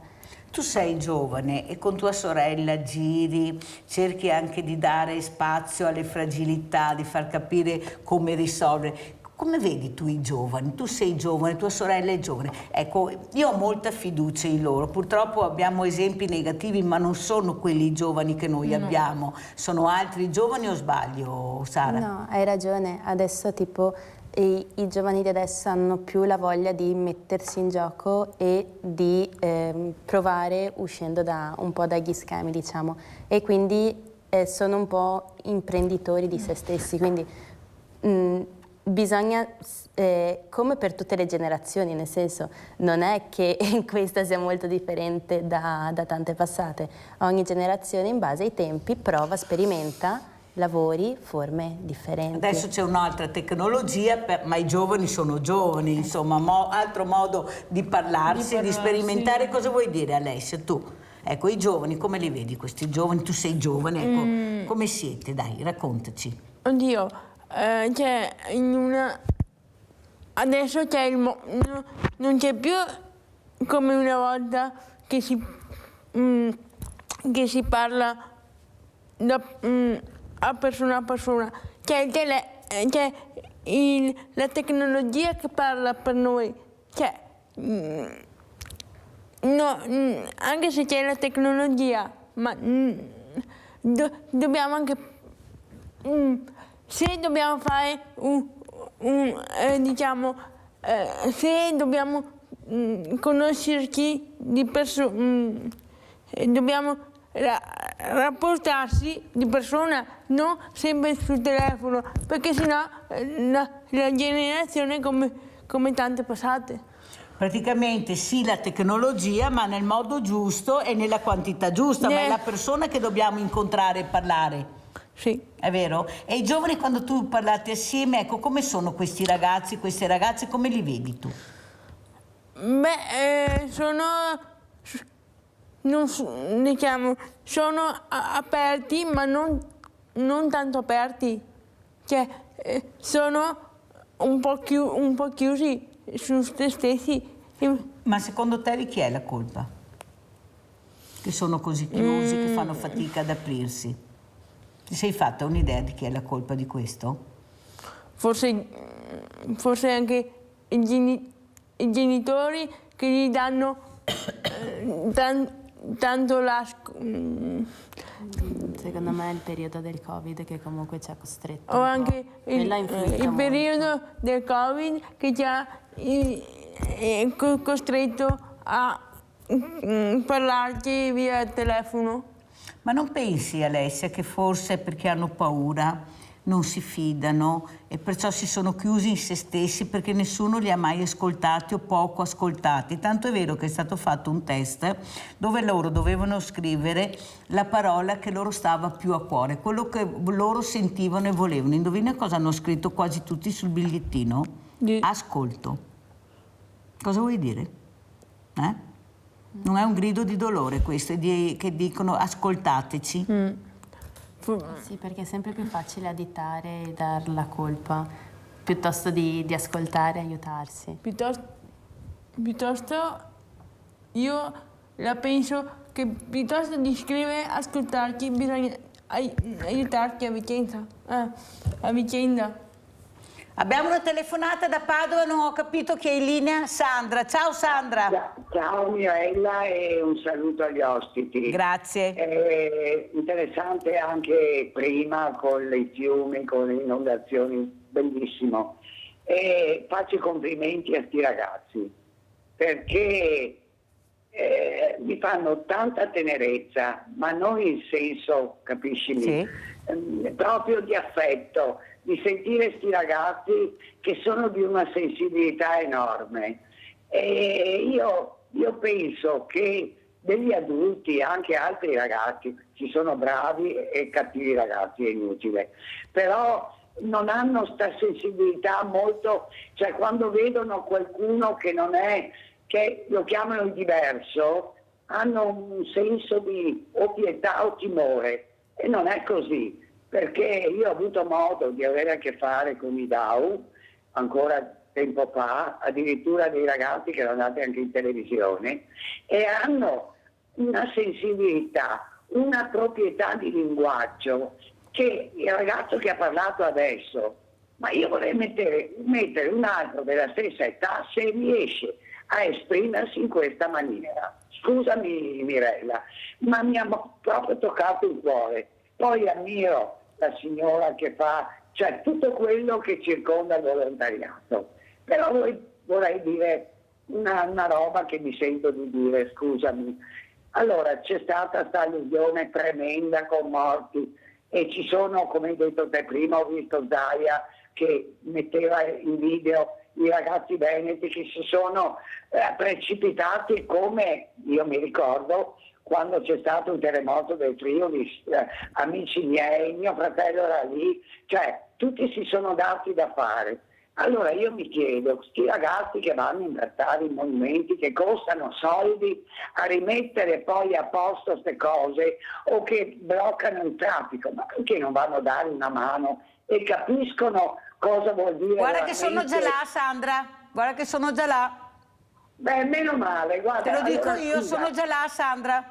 Allora non sono, scusami Mirella, mi rimangio quello che ho detto, perché penso che sia, mica tutti guardano magari Betanenet, sì, una maggior parte, però tanti non guardano il giornale, io il telefonino lo uso un po', non più di tanto.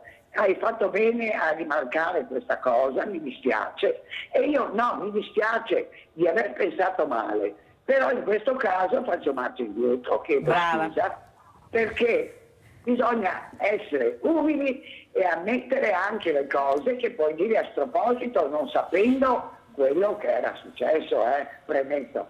E allora io invito tutti a mettersi una mano nel cuore e poi, come hai detto te, che ci siano persone competenti che riescano ad arginare questi disastri che succedono sempre, continuamente, perché ci sono dei mezzi, ho sentito prima i tuoi invitati, che potrebbero, diciamo, arginare il problema. Sì. Bisognerebbe veramente che la gente si muovesse a parlare. Purtroppo, per carità, mica tutti hanno la capacità, non è capacità, il carattere di esprimersi. Delle volte uno non lo fa perché è timido, perché non ha una proprietà di linguaggio, ma non è colpa sua. E invece vedo che chi parla, non è che parla Rambert, anche le telefonate che sento e Rinaldo, ormai li conosco solo di nome. Io li lascio e lascio spazio ai giovani, che è giusto così. Grazie cara Sandra anche per le parole che hai detto, anche per aiutare e capire l'importanza di lasciar parlare queste persone. Allora presenta il prossimo video, cosa facciamo vedere, principessa? Quale scegli di questo? Murales. Allora di alla regia di mandare il video che si chiama? Aspetta. No, è questo. Ruote libere Murales. Per cortesia, prego, ripeti. Ruote libere Murales. Angolo di Veneto ricoperto da murales.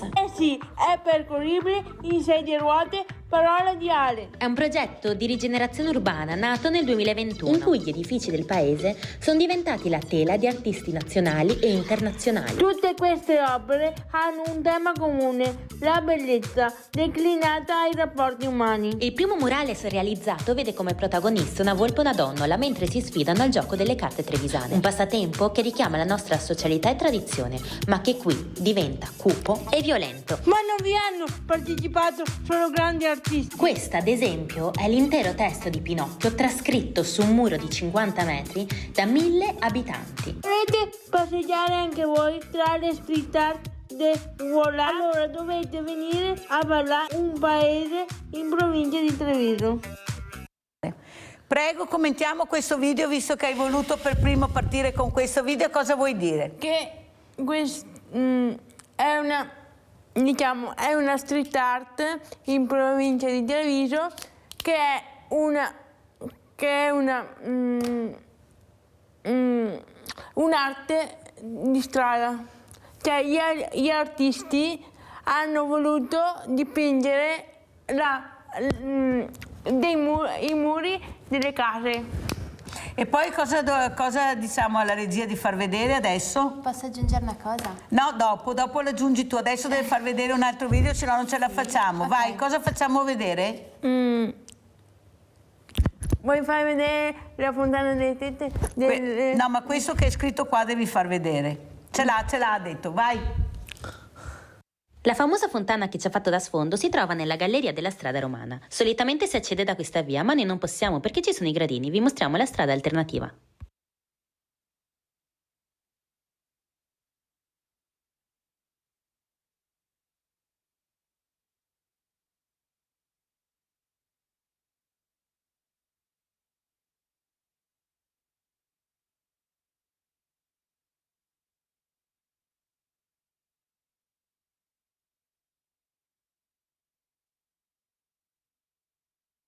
Sara, commentiamo questi video perché sono molto importanti, perché c'è tanto lavoro e tanta fatica dietro questo video, non è così semplice. Prego Sara. Beh, questo video mostra come arrivare alla Fontana delle Tette a Treviso, perché che è un posto, diciamo, ormai è diventato un posto iconico. Iconico? Sì, diciamo che è una delle fontane che descrivono meglio la nostra Marca, gioiosa e tamorosa, e però solitamente la strada che si fa per raggiungerla ha degli scalini, e noi abbiamo trovato la via alternativa per raggiungerla, e quindi passando per la galleria in via Calmaggiore 10, e quindi facendo quella strada anche l'Ale può fruire della fontana. Può visitare questi posti che magari non si sapevano e non si conoscevano, perché anche sono posti del nostro territorio molto belli, che hanno la loro storia, una radice che è molto importante. Allora Anna Baschirotto, ecco, sentendo queste ragazze, ecco l'importanza di quello che hanno cercato di far capire, che è arrivare nei posti nella maniera più confortevole, cioè vuol dire anche accogliere in maniera confortevole, un progetto molto bello. Cosa dici Anna Baschirotto? Anna? Niente, non la sento. Allora continuiamo invece Sara. Il progetto, che poi è un progetto molto importante, siete in 28, parliamo anche di questo progetto, prego. Sì, infatti il video, quello dei murales, l'abbiamo fatto appunto per Veneto Creator. Progetto. È il primo video che abbiamo fatto per questo progetto, perché è un progetto, si chiama? appunto, Veneto Creator. È un progetto, un'iniziativa regionale. Guarda che non hanno capito, Veneto Creators. Oh, che vuol dire? Cioè i nostri nonni a casa, bisogna spiegarli. Sono 28 ragazzi. La Regione Veneto ha messo in atto questo progetto, questa iniziativa per promuovere il territorio. Come? Utilizzando i media, attuali, quindi i social. E hanno selezionato 28 ragazzi, tra cui noi, per promuovere la nostra regione. e abbiamo il compito siamo divisi in 7 squadre, 7 come le province venete, e per ogni squadra siamo in 4. Noi facciamo parte della provincia di Treviso e quindi dobbiamo promuovere la nostra provincia e abbiamo da scegliere 2 luoghi e dopo dobbiamo fare un video di squadra. E uno dei luoghi che abbiamo scelto appunto è stata questa slittata Riese, perché dietro c'è anche un messaggio bellissimo, il motivo per la quale è nata dopo il Covid questo progetto, per il volere della popolazione di stare in strada, di socializzare, di far rivivere il paese. E quindi il collettivo Boccavetta si è unito e hanno messo in moto questa cosa che avete visto. È bellissima ed è anche accessibile. E quindi, perché è questo, cioè sì, l'obiettivo è quello di far diventare accessibili i posti che magari non si conoscevano, e grazie anche a questo, è un movimento che si muove, ecco, riusciremo a fare questo, perciò grazie, veramente molto importante questo. Cosa vuoi dire, Anna Baschirotto, a queste sorelle? Vedi che anche loro ce la stanno mettendo tutta, prego. Mi sentite adesso? Sì, Mi adesso senti? ti sentiamo, sì. Ecco, benissimo, perché stavo dicendo appunto che sono stata molto contenta di conoscere il progetto di Alessia e Sara e mi congratulo con loro. È veramente importante rendere accessibili tutte le bellezze che abbiamo, sia naturali, sia artistiche, sia le nostre città, quindi l'urbanistica, a tutti, no? Ed è anche la grande battaglia che stiamo facendo noi per l'inclusione, no, delle persone, sia con disabilità legate a malattie rare, ma anche con qualsiasi tipo di disabilità. Per esempio anche con la possibilità di dare alle persone che diciamo non sono totalmente autonome ma parzialmente, ecco, la possibilità di vivere anche in autonomia attraverso per esempio il progetto della co-housing sociale, per il quale ci stiamo appunto accingendo a ristrutturare uno dei nostri edifici qui presso l'istituto, creando delle unità abitative, diciamo, dove sia possibile vivere autonomamente, diciamo, senza gravare sulle famiglie, avere anche un'attività in proprio, per esempio. Ecco, quindi anche questo è un progetto di inclusione che troviamo difficoltà a realizzare a causa appunto delle difficoltà sia a reperire finanziamenti, sia con queste agevolazioni che adesso purtroppo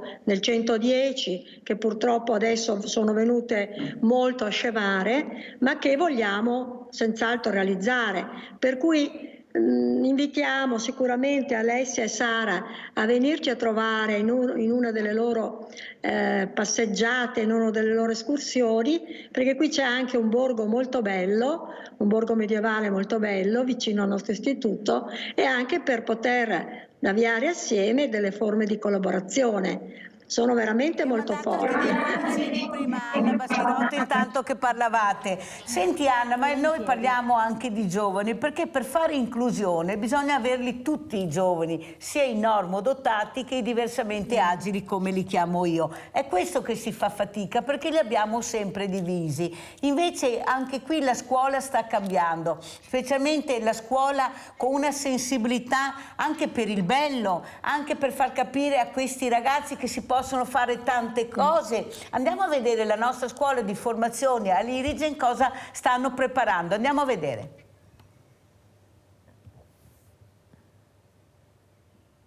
Una sfilata da sogno per realizzare i sogni di chi si appresta a dire il sì più importante della sua vita. Bellezza, fascino e originalità in passerella per la sfilata degli allievi della scuola Irigem Settore Benessere, che ha emozionato il pubblico e gli oltre 150 ragazzi coinvolti. Sabato sera a partire dalle 21:15 e domenica dalle 13 su Rete Veneta, Il Sogno, la sfilata Irigem Beauty. Allora Alessia, cosa vuoi dire? Quanto belli sono i nostri giovani, ma quanto belli sono? Poi veramente sono creativi, o sbaglio? Sì, sono molto creativi e sono anche molto, molto sensibili ad fare le passerelle per tutti. Che Brava. io dico sempre, dove passo io passano tutti.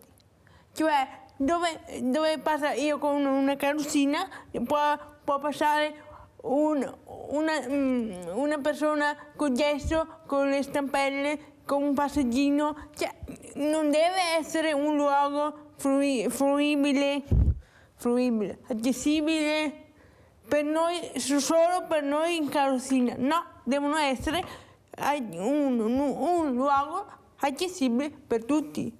Abbiamo Elio da Verona, poi continuiamo, se no cade la linea. Ciao Elio. Ciao Mirella, senta, volevo avvertirla, segnalarle che sto seguendo la trasmissione e sono contento che ci dia la possibilità da casa di fare qualcosa per queste associazioni. Io manderò qualcosa, non so quanto, comunque ecco, volevo ringraziarvi di questa bella vostra iniziativa.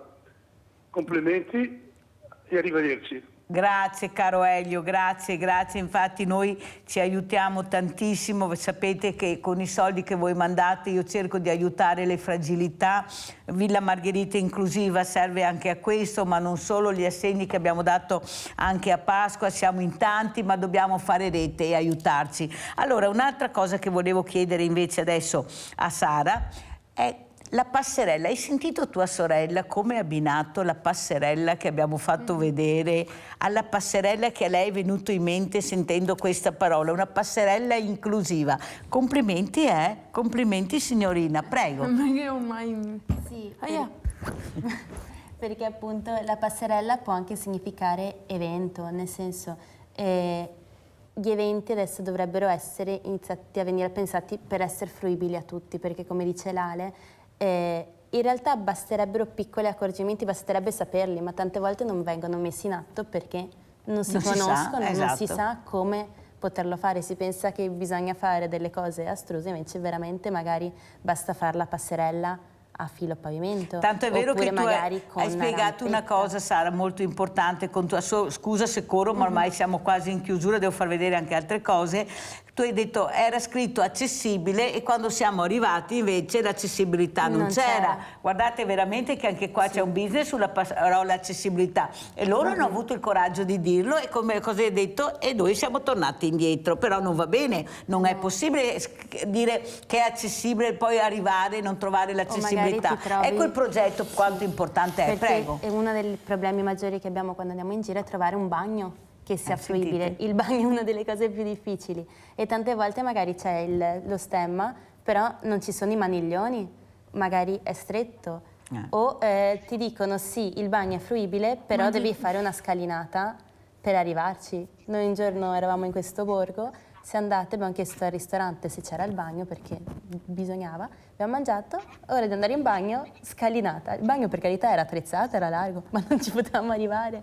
E quindi cioè giustamente sono cose che devono venire alla luce e dobbiamo porre rimedio perché non è possibile anche a Cortina partire con le Olimpiadi fra poco e abbiamo ancora gli alberghi che non sono accessibili, non tutti, ma una buona un bel lavoro. Scusa, per fortuna dico io. Allora Anna Baschirotto, ormai siamo in chiusura, come vuoi salutarci? Niente, io dico semplicemente che tutte queste realtà devono essere veramente messe in vetrina e tu lo stai facendo al meglio, cara Mirella, e quindi diciamo sì, c'è una sensibilità che deve crescere sia verso queste problematiche, sia verso chi diciamo ai margini della società è orfano, come i malati rari che sono orfani di cure, sono orfani di terapia, sono orfani di diagnosi, sono orfani di tutto, di assistenza, no? Ecco, e quindi diciamo sono dei mondi che sono molto vicini, anzi è un'unica realtà che va sicuramente messa in evidenza e metto un accento anche, va sempre incentivata la ricerca, che è una ricerca nel mio caso in ambito proprio di trovare una cura per le malattie, di trovare una migliore condizione di vita e trovare una migliore condizione di vita vuol dire anche rendere luoghi accessibili come stanno cercando di fare Alessia e Sara con la loro associazione. Quindi diciamo che in qualche modo hai messo insieme delle realtà che stanno, diciamo, lavorando a un obiettivo, non dico totalmente comune, ma in gran parte comune, ecco. Grazie. Salutiamo Anna Albarello Baschirotto, vicepresidente Fondazione Malattie Rare Mauro Baschirotto. Grazie Anna di essere stata con noi. Allora io direi adesso, prima di lasciare le nostre meravigliose ragazze Alessia e Sara, andiamo a vedere questa caccia al tesoro a Bassano e poi le salutiamo. Andiamo a vedere Caccia al tesoro di Bassano, ruote libere. Amici, avete mai fatto la caccia al tesoro a Bassano? Potrebbe rivelarsi un'ottima idea da fare con gli amici. Ritirata la mappa e con il telefono in mano, tra un enigma e l'altro girovagherete e ammirerete gli angoli più nascosti della città. La vostra missione è aiutare Ferracini a far ripartire l'orologio di Piazza Libertà. Dai, su, mettetevi in gioco anche voi con Bel Paese Expo. Le lancette hanno ripreso a girare. Tagga l'amico con cui ti piacerebbe andare in missione. Bellissimo anche questo video, importante, loro vanno dappertutto. Allora, come ci saluti Alessia? Intanto, questa esperienza che ho fatto con la caccia al tesoro è anche è una esperienza bellissima e anche molto divertente, perché puoi anche giocare, soprattutto. Che a te piace tanto. E ringrazio molto la Mirella per averci invitate a Sveglia Veneti. Allora Sara, come ci saluti? Sara Michelon. Ci teniamo a ringraziarti davvero molto e anche per averci fatto conoscere questa bellissima realtà di Anna, questa fondazione.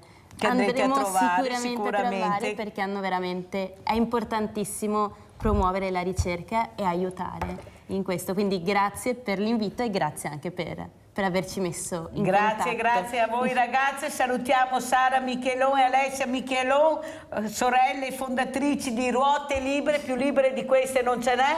Grazie, pubblicità.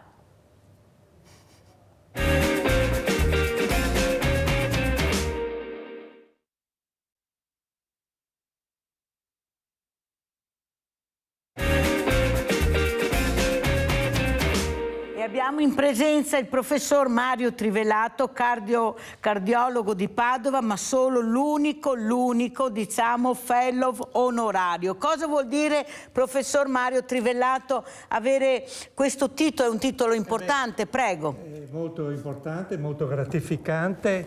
Vuol dire che per più di 40 anni è stato fellow normale dell'American College of Cardiology. Avrei contribuito con lavori scientifici anche a livello internazionale per poter rimanere in questa carica, e quindi ho avuto la sorpresa ancora 3 anni fa che mi hanno fatto fellow onorario. Penso di essere uno dei pochissimi in Italia. Per me è stata una sorpresa molto piacevole e gratificante, ovviamente. Allora, lei ha portato degli strumenti, professor Trivellato, strumenti antichi, diciamo così. Beh, sì, ecco, ci spieghiamo allora perché ha portato questi strumenti, perché sta facendo, proprio vi farà vedere delle cose importantissime, come cambia anche in poco tempo la tecnologia per migliorare la qualità della vita e della salute. Prego, professore. Questo, io ho lavorato 2 anni a Houston nel 73-74 primo anno e 79-80 secondo anno come borsista Fulbright. È stata un'esperienza di lavoro fantastica, assieme col dottor Culi, il cardiochirurgo. Io facevo parte del Dipartimento di Cardiologia. Lì nei vari turni che si fa con vari medici a cui vieni affidato cardiologi, ho avuto la fortuna di essere affidato a uno che lavorava anche col centro spaziale della NASA e con gli astronauti. Allora un giorno ho visto che guardava una banale extrasistole e ho detto cos'è? Mi dice però importante è quella di John, chiamiamolo John, che girava attorno alla Terra.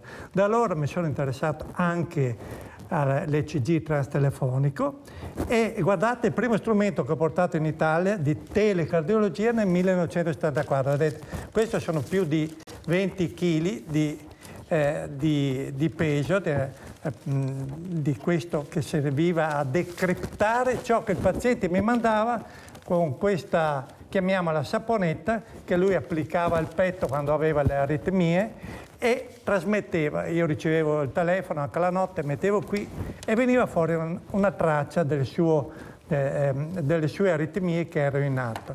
Allora vi voglio mostrare come, sì, sono passati alcuni anni, poi ci sono degli step intermedi rispetto a questo, ma guardate attualmente noi passiamo dai 20 kg ai 20 grammi, vedete? Guardate i nuovi strumenti. Questo è un dispositivo, questo è un altro dispositivo. Ecco.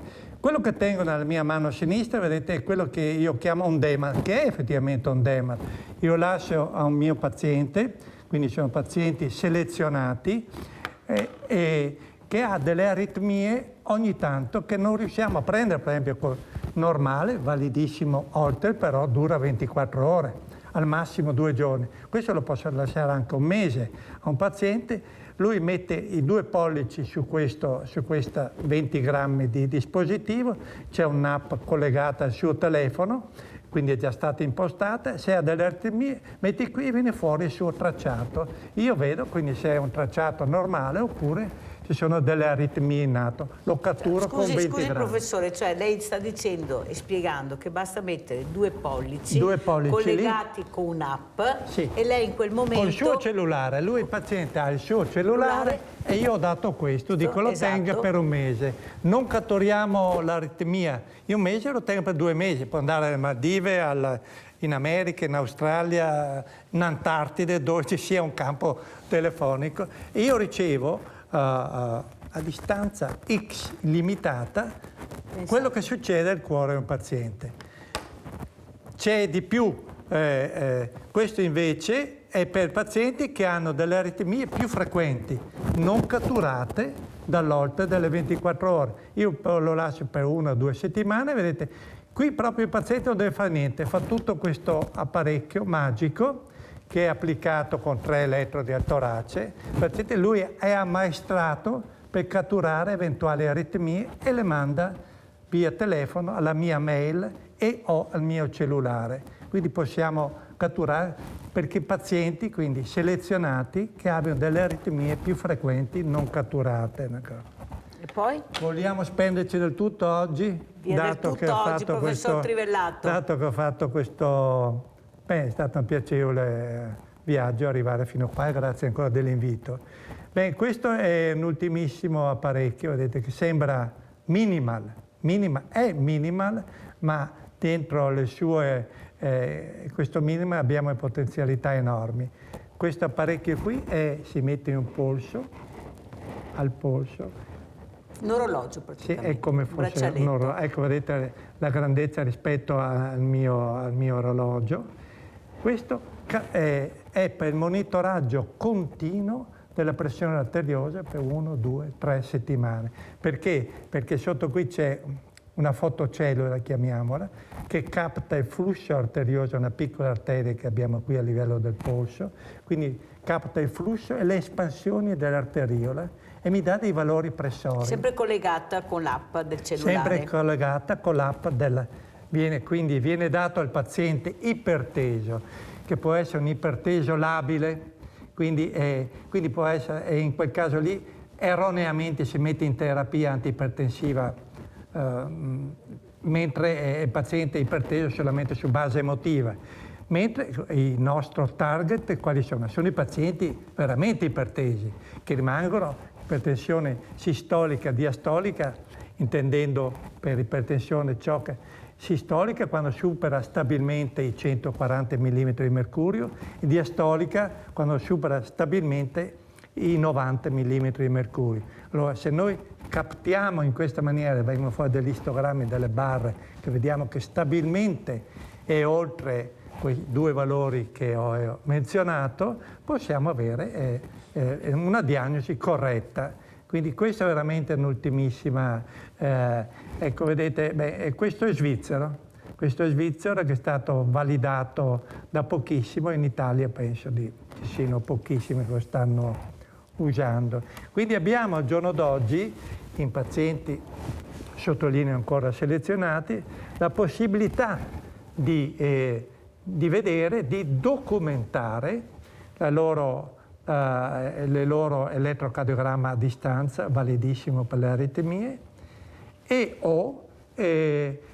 la pressione arteriosa per vedere realmente se è un reale iperteso oppure iperteso solamente su base Professor emotiva. Trivellato, questi strumenti che lei fa vedere questa mattina molto importanti si trovano in commercio, perché dobbiamo anche capire. Sì, questi strumenti in commercio c'è in pochissimi attualmente, i due per le aritmie si trova in diversi centri sanità nazionale, la nostra sanità, in centri di cardiologia, si trova attualmente in molti centri di cardiologia, mentre questo attualmente è veramente in fase iniziale. Questo non si trova, non è che tu puoi andare a acquistare su un centro commerciale e trovare... ma ecco, parliamo perché io vado dai cinesi e mi compro sta roba qua, non esiste. Gli altri dei cinesi questi non li trova quello del detector delle aritmie solamente in reparto di cardiologia. E questo? Questo attualmente ho i miei fortissimi dubbi che sia entrato il primo step nei centri. Mai dire mai comunque, professore, sì, mai ecco, dire ho mai. fortissimi dubbi, ho detto ora come ora. È catturato da persone che si interessano di telemedicina, di telecardiologia, come sto facendo io da molti anni, quindi perché io vado a scavare su internet e guardo quelli che siano dei dispositivi validi, non delle Abbiamo Stefania cruzali. da Vicenza, professor Trivellato. Vai Stefania, ciao. Ciao Mirella, buongiorno al dottore, professore. Niente, visto che c'è, volevo dire, io ho fatto l'Holter e mi hanno trovato un po' di tachicardia, diciamo, no?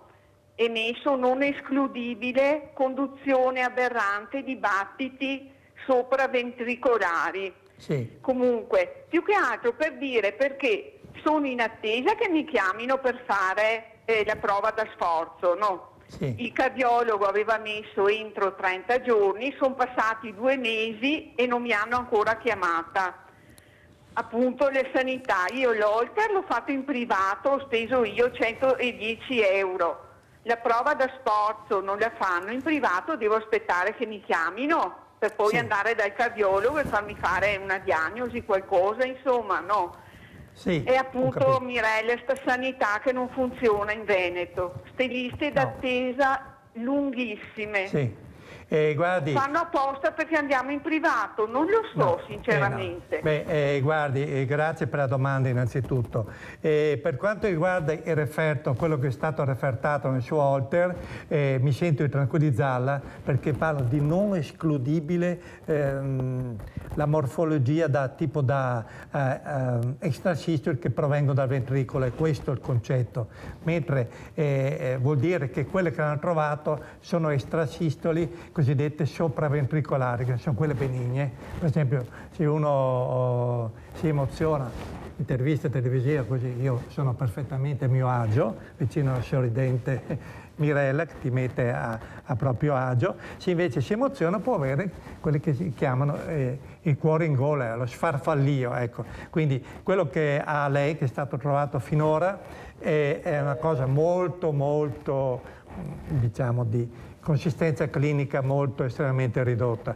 Quindi mi sento di dire che può attendere con tranquillità questa prova da sforzo che avendone fatte io centinaia se non migliaia, posso dire che porta via, impegna un'ora di tempo circa, non è tanto perché prima c'è l'elettrocardiogramma di base, c'è la storia clinica del paziente, il paziente deve essere a digiuno, gli elettroliti devono essere normali. Poi si fanno i vari step incrementando progressivamente lo sforzo fisico finché fa la prova da sforzo, che può essere di pedana oppure cicloergometro. E alla fine c'è anche il defaticamento che si misura, viene l'elettrocardiogramma anche dopo alla fine uno va via sui 40-50 minuti, quindi porta via, una parola sforzo, porta via del tempo. Nel suo caso mi sento di poter dire, in base a quanto lei ha esposto, che può attendere con calma questa parola sforzo. Poi sa, il suo medico di base, medico di famiglia, come medico di medicina generale, come lo vogliamo chiamare, è estremamente utile, quindi se ha qualche dubbio presentare al medico: guardi dottore, questo è il referto, di andare con il referto in mano, questo è quanto mi hanno dato, lei pensa che io possa attendere, e verrà che 9 su 10 dirà che può attendere, oppure se vede qualcosa che io non ho intuito in base a quello che mi ha esposto, fa una cosa urgente e la fa in 1 o 2 settimane. Abbiamo Ivo da Tiene, ciao Ivo. Buongiorno signora, buongiorno, volevo salutare lei e il medico. Visto che si parla di cuore così, io l'altro giorno sono stato a farmi 6 saluti, buongiorno. Allora l'altro giorno ho fatto il cardiogramma e l'ho portato alla mia dottoressa per controllare, diciamo, no? Niente, la pressione era 114, la massima, e la minima era sugli 80, mi ha detto perfetto, sono già... Io ogni 2 anni faccio il cardiogramma, diciamo, no? Però me lo trovano sempre perfetto. Ringraziando Dio non ho problemi di cuore, perché se cominci ad avere problemi di cuore, tanto per dire la pressione alta, non stai più bene, devi prendere una pastiglia così. Io ho tanti amici che hanno problemi di cuore, che prendono la pastiglietta per la pressione del sangue. Sì. E purtroppo diciamo che la vita è così, io mi ritengo fortunato che la pressione ce l'ho sempre giusta. Sì. Non è da tutti, perché io ho 71 anni. Bene, complimenti. Comunque vi ringrazio molto e vi guardo sempre. Grazie. Guardi, congratulazioni, perché avere 114 di massima, lei ha la pressione come un bambino e quindi lei ha decenni e decenni ancora di vita avanti per quanto riguarda i fattori di rischio di ipertensione arteriosa. Praticamente lei è infantile, nel senso buono della parola, come valori pressorici. Prima di arrivare a 140 e poi scattare in ipertensione arteriosa ne ha di strada da fare, quindi direi che siamo messi molto bene. Allora, quali sono, professore, perché dobbiamo correre perché il tempo purtroppo è sempre tiranno, le aritmie cardiache che possono preoccupare? Beh, sono quelle di origine ventricolare, estrasistole ventricolari ripetute oppure accoppiate, oppure un estrasistole che ha una determinata morfologia accompagnata a un'altra che ha una morfologia diversa. Quindi queste 2 extrasistoli ventricolari però con aspetto elettrocardiografico diverso, si incomincia a drizzare le antenne, ecco. Oppure un'estrasistole ventricolare che capiti vicina all'altra estrasistole. Questo può scatenare una tachicardia ventricolare e questo è già la prima cosa che mi viene in mente. Mentre la cosa più frequente dopo i 50 anni di età è la fibrillazione atriale, che è un'aritmia perfettamente curabile, ma che se non curata può portare di gravi rischi. Quali sono? Allora aspetti, professor Trivellato, perché abbiamo la fortuna questa mattina di avere collegato con noi da Rovereto, Trento, il professor Gino Gerosa. Mio caro amico. Buongiorno professor Gerosa, cardiochirurgo. Buongiorno a lei e saluto anche il professor Trivellato. Ciao Gino. Allora, professor Gerosa, intanto complimenti per questo ultimo intervento, in 20 minuti cambiato il cuore. Professor Gerosa, quando moriremo più io sono strafelice perché voglio vivere 600 anni, se avrò qualcosa dal professor Trivellato e da lei, perché devo stare qua. Ma come si fa, professor Gerosa, queste mani miracolose con tutta questa equipe? Prego, professore. No, la interrompo subito, noi non vogliamo allungare la vita fino a limiti inverecondi, noi vogliamo migliorare la qualità di vita dando opportunità questa vita purtroppo non ha qualità perché ad esempio ha sviluppato uno scompenso cardiaco terminale, quindi il senso di quell'intervento è offrire ulteriori opportunità di qualità di vita, ma non di volere ingenerosamente allungare la vita in maniera così non ottimale. Professor Gerosa, però quello che veramente dobbiamo capire, si parla sempre di robotica, di nuova tecnologia, ma poi alla fine è sempre l'uomo, questo uomo, ecco, questa meraviglia, perché questi geni che abbiamo, inutile dirlo, che fanno veramente i miracoli in 20 minuti, c'è un tempo veramente talmente ristretto che tutti quanti siamo saltati per aria, ma guarda dove siamo arrivati. Prego, professor Gerosa, ringraziamo lei e tutta l'equipe, prego. Allora, l'evoluzione in medicina naturalmente è legato, è un mix di evoluzione tecnologica e naturalmente anche di sperimentazioni precliniche e cliniche che investono altri ambiti. L'unicità di questo intervento è stato il fatto di poter dimostrare in Italia e quindi anche al mondo che si riesce a ricondizionare un cuore e farlo ripartire nonostante tempi di arresto molto, molto lunghi. Ma questo vale solamente in questo momento nell'ipotesi del trapianto di cuore, per cui di un cuore che era ben funzionante prima di fermarsi, quindi non creiamo false attese, un cuore che era ben funzionante e non era ammalato prima di fermarsi, cosa ben diversa da un cuore che si ferma perché ad esempio fa un infarto o altre patologie che determinano l'arresto. Si può parlare di rivoluzione, professore, come hanno scritto sui giornali, trapianto di cuore e la rivoluzione, prego. Sicuramente abbiamo sovvertito un paradigma medico, non si pensava che il cuore potesse riprendere una valida funzione di pompa, perché questo è il cuore, una pompa, quindi una funzione di pompa efficace dopo un tempo di arresto così lungo. E quindi la soddisfazione non è solo mia ma di tutta l'equipe, perché questo è stato un lavoro di squadra. Come ho avuto occasione di dire alla conferenza stampa, un lavoro di squadra di tutto il mio team cardiochirurgico, un lavoro di squadra di tutta l'azienda ospedaliera, devo dire anche un lavoro di squadra della Regione Veneto, perché è stato un mix di collaborazione tra noi di Padova e i colleghi di Treviso, in primis il dottor Paolo Zanatta, che ha permesso questo risultato. Professor Trivellato, vuole dire qualcosa al professor Gerosa? Abbiamo la fortuna di avere questo grande uomo, grande chirurgo che opera a Padova, è un vanto per tutti noi, è una persona che oltre ad essere bravissimo sa anche portare avanti la sua equipe. Mi è piaciuto molto nella sua intervista che ha detto dare l'esempio, essere per i primi a arrivare in ospedale e ultimi ad andare via.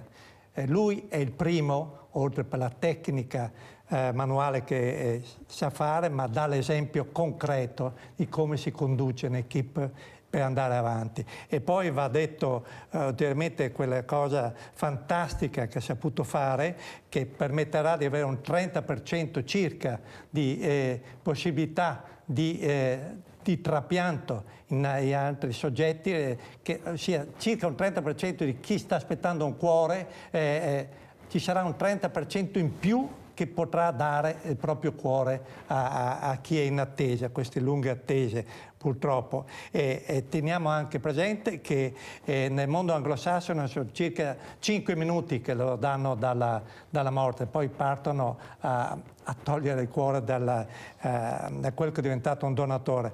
Mentre Gino, il professor Gerosa, ha dimostrato che anche con 20 minuti di attesa è riuscito lui e la sua equipe a creare questo magico step fondato su un grande lavoro di ricerca, di impegno professionale.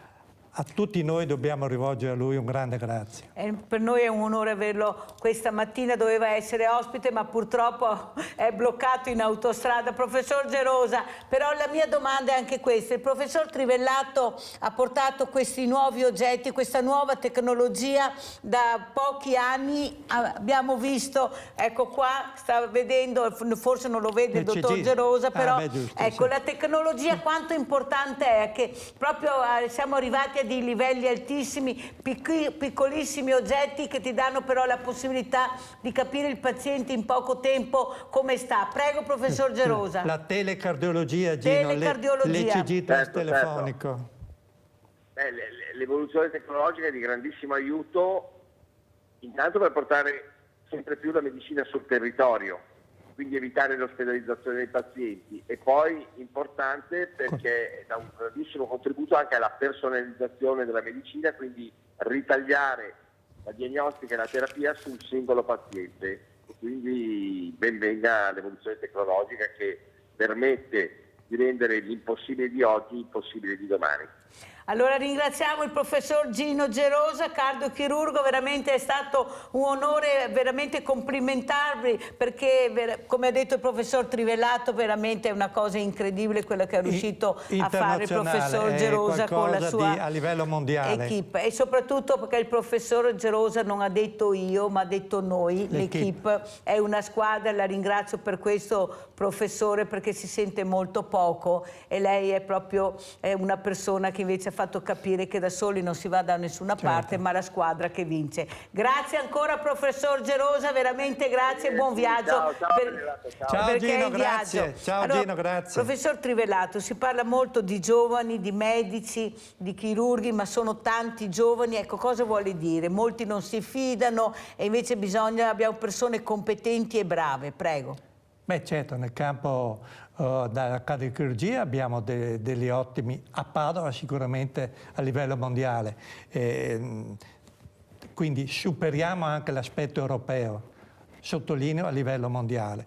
Il professor Gerosa poi una cosa che sta facendo anche, ovviamente dato i tempi ristretti non ha potuto enunciarlo dirlo oggi, ma c'è un prossimo traguardo, è quello di avere il cuore artificiale che è una grande spesa di ricerca che è in atto, ma sicuramente, io sono certo, arriverà. È questione di tempo e di budget, di denaro da mettere nelle ricerche scientifiche. Quindi avremo in un futuro, fra alcuni anni, come si hanno le valvole artificiali, anche il cuore artificiale di varie dimensioni.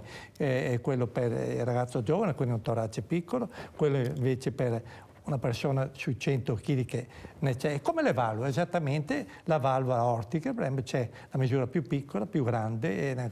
Questo, ripeto, sono studi che da anni sono in atto e quello che rallenta un po' la cosa è quello del budget, la finanza e i soldi, perché sono studi complessi, lunghi, sui maiali, sulle pecore, deve mettere questi apparecchi artificiali e vedere quanto durano, se crea emolisi le valvole che sono dentro questo cuore artificiale, poi sanguinamenti, quindi è una cosa in itinere, ma sono certo che chi ci ascolta fra alcuni anni, no 50 anni, fra alcuni anni avremo anche il cuore artificiale veneto. Avete sentito cosa abbiamo sentito questa mattina con i nostri meravigliosi ospiti? Ha sentito, non l'ha detto il professor Gerosa, ma l'ha detto il professor Mario Trivellato. Abbiamo Nadia in linea. Ciao Nadia. Ciao Mirella, buongiorno ai tuoi graditi ospiti. Luminari. Possiamo dire che abbiamo gente bravissima e competente.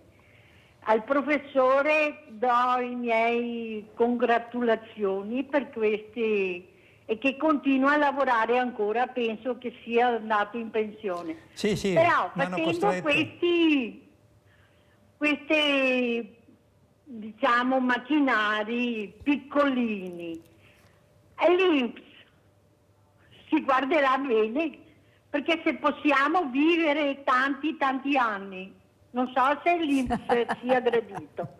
Grazie, arrivederci, buona giornata e buona domenica. Grazie anche a te Nadia, simpatica questa telefonata, sì, ma l'INPS sarà così felice di farci vivere. La Mirella ha detto che vorrà vivere tantissimo tempo, perché mi piace, non c'è niente da fare, anche con problema sempre comunque bello. Noi siamo è vero. Qui, allora, ecco, professor Trivellato, però l'importanza di questi strumenti che noi abbiamo fatti vedere, di questa tecnologia, ma quanto costano? Cioè, tu vai non è che li trovi dappertutto e che tutti ce l'hanno. No. Allora possono esserci anche cittadini e malati di serie A e malati di serie B anche qua, perché è sempre una questione economica, è una questione di soldi, o sbaglio, professore? Allora, come dicevo prima, i primi due, eccetto quello della pressione che è veramente ultimissimo, credo. Guardate che roba, permesso, posso toccarlo, professore? Così me lo mettiamo, meno ho l'onore di averlo messo al polso. Eccolo qua, guardate. Prego, professore. Sì. Allora, gli apparecchi della telemonitoraggio ECG transtelefonico, i due che ho mostrato, quello on demand che uno tiene 1 o 2 mesi per catturare il ladro finché ruba, dico io. Mentre questo per una settimana o 2 chi ha delle aritmie relativamente frequenti e fa tutto lui, è ammaestrato nelle cose. Si trovano anche nei centri e reparti di cardiologia, sicuramente nel Veneto, dove sono pazienti selezionati. Il cardiologo dice il paziente esemplifico, ha fatto l'Holter, non è risultato niente, esame validissimo, sottolineo, quindi non è che sostituisca l'Holter questo. Questi subentrano in una seconda istanza se necessario. Allora, fatte queste premesse, superato non abbiamo, ma il paziente è affidabile quando dice che ha il cuore che parte in gola e sta in piedi per miracolo, perché quando il cuore raggiunge una determinata frequenza dopo praticamente pompa molto meno e quindi arriva poco sangue alla testa, il paziente ha capogiri, svenimento che è a pro perché essendo orizzontale, quindi il sangue, anche quel poco che è mandato in circolo, arriva al cervello. Chiudo la parentesi. Questi, allora, se il medico di base consiglia che sia utile, o il cardiologo, quello che lavora attualmente nella struttura pubblica, le viene applicato in poco tempo. Ma sottolineo, pazienti selezionati. Ecco, quindi il messaggio è adesso, va bene, abbiamo usato belle cose, penso interessanti, ma non è che uno adesso telefona, senta io voglio l'ECG transtelefonico per 2 settimane oppure quello on demand per 1 mese o 2, no. È il cardiologo che vede decide. se ha le cose. Allora, abbiamo parlato, professor Trivellato, di aritmie, ma vorrei parlare anche di scompenso cardiaco, che è un'altra cosa, prego. Lo scompenso cardiaco è frontline prima del scompenso cardiaco che non receda, poi do una definizione, che non receda con terapia adeguata, è quello che rimane per il nostro cardiochirurgo, perché allora permette il trapianto di cuore. Quando è che si arriva al trapianto di cuore? Quando c'è una diagnosi di scompenso cardiaco refrattaria alla terapia medica. Cos'è il scompenso cardiaco? Il cuore è una pompa, come diceva il professor Gerosa prima. Il cuore è una pompa che è andato a aumento per motivi, per esempio, un infarto esteso della parete anteriore del ventricolo sinistro. Il nostro cuore è una pompa, ventricolo destro, ventricolo sinistro. Ventricolo sinistro, da lì il sangue parte, va alle coronari in primis, sono quelle che portano sangue al muscolo cardiaco, poi al nostro cervello, quindi ai polmoni. Non ce la fa più perché una parte grande anteriore del ventricolo sinistro è stata danneggiata in maniera consistente da un infarto. In quel caso lì allora si inizia una terapia, per limitare lo scompenso, perché il cuore non ce la fa più a pompare in maniera adeguata. La terapia è quella degli ACE inibitori, poi associati o meno a dei beta bloccanti, associato o meno a dei diuretici, e lì si vede se il paziente reagisce in maniera adeguata. Noi lo scompenso cardiaco, la New York Heart Association, NIA, c'è i 4 gradi, ossia uno che ha avuto un infarto anteriore esteso, però il scompenso è minimo, fa praticamente la sua attività normale. Numero 2 invece il secondo grado è quando già con sforzi di moderata entità ha mancanza di respiro. Numero 3 si accentua di più. Numero 4 quando ha mancanza di respiro si gonfiano le caviglie, guardare sempre le caviglie dei pazienti e si stanca, faticabilità facile, anche un senso di disorientamento. Siamo al 4º grado. Allora, entriamo nella diagnosi dello scompenso cardiaco di vari gradi, è quello più impegnativo che non risponde più a una corretta terapia antiscompenso. In quel caso lì subentra il valido cardiochirurgo, come abbiamo la fortuna di avere noi, che allora il paziente entra nella lista di attesa, perché c'è una cosa estremamente seria, estremamente selezionata, a livello nazionale che dà la priorità in base alla gravità del trapianto, in base alla gravità dello scompenso, l'età del soggetto.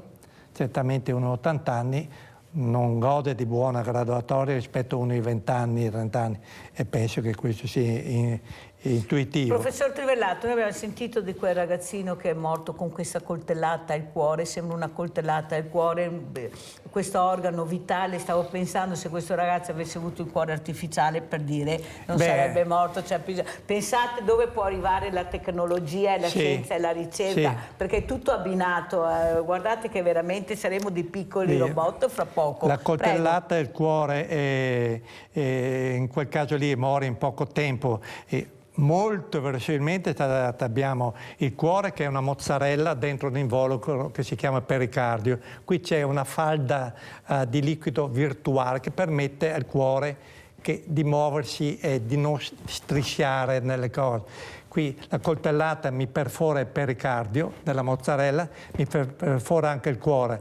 Il sangue che è contenuto al cuore viene pompato in parte fuori, in parte purtroppo dentro anche il sacchetto che contiene. E questo aumenta, ogni pulsazione aumenta, vedete, gonfia, e si chiama emopericardio in quel caso lì. Quindi il sangue che è uscito mi va a comprimere e il cuore non riesce più a dilatarsi. Uno muore per tamponamento cardiaco. E in pochi minuti anche. In pochi minuti. Oppure se ha reciso un punto tipo della coronaria sinistra discendente anteriore, idem, oppure per un'aritmia maligna ventricolare, tachicardia ventricolare, fibrillazione ventricolare. In questo caso qua purtroppo no, il cuore artificiale non sarebbe stato possibile, tantomeno quello che è attualmente fattibile del cuore da trapianto, perché è talmente poco il tempo. Sì, è stata un'aritmia o tamponamento cardiaco che non si può intervenire. Parliamo di un'altra parola, la dispnea. Anche questa si sente, però dobbiamo capirla. Ed è, allora, respirare normalmente. Noi ambedue stiamo respirando perché siamo svegli e lucidi, non affatichiamo, non ci affatichiamo, mentre la dispnea è la cosiddetta fame d'aria. Fame d'aria che subentra quando appunto il cuore non pompa bene, il sangue non arriva bene ai polmoni, non è ossigenato in maniera adeguata per portare ossigeno ai nostri tessuti. Allora noi si cerca di ispirare più frequentemente, in maniera anche un po' incoordinata, per catturare più ossigeno. È una spia di allarme che non siamo ben ossigenati. Allora l'organismo cerca di recuperare in questa maniera. Poi ci può essere quella anche su base, per esempio, enfisematosa, i grandi fumatori. Non sarà mai detto abbastanza come il fumo è micidiale per la nostra salute.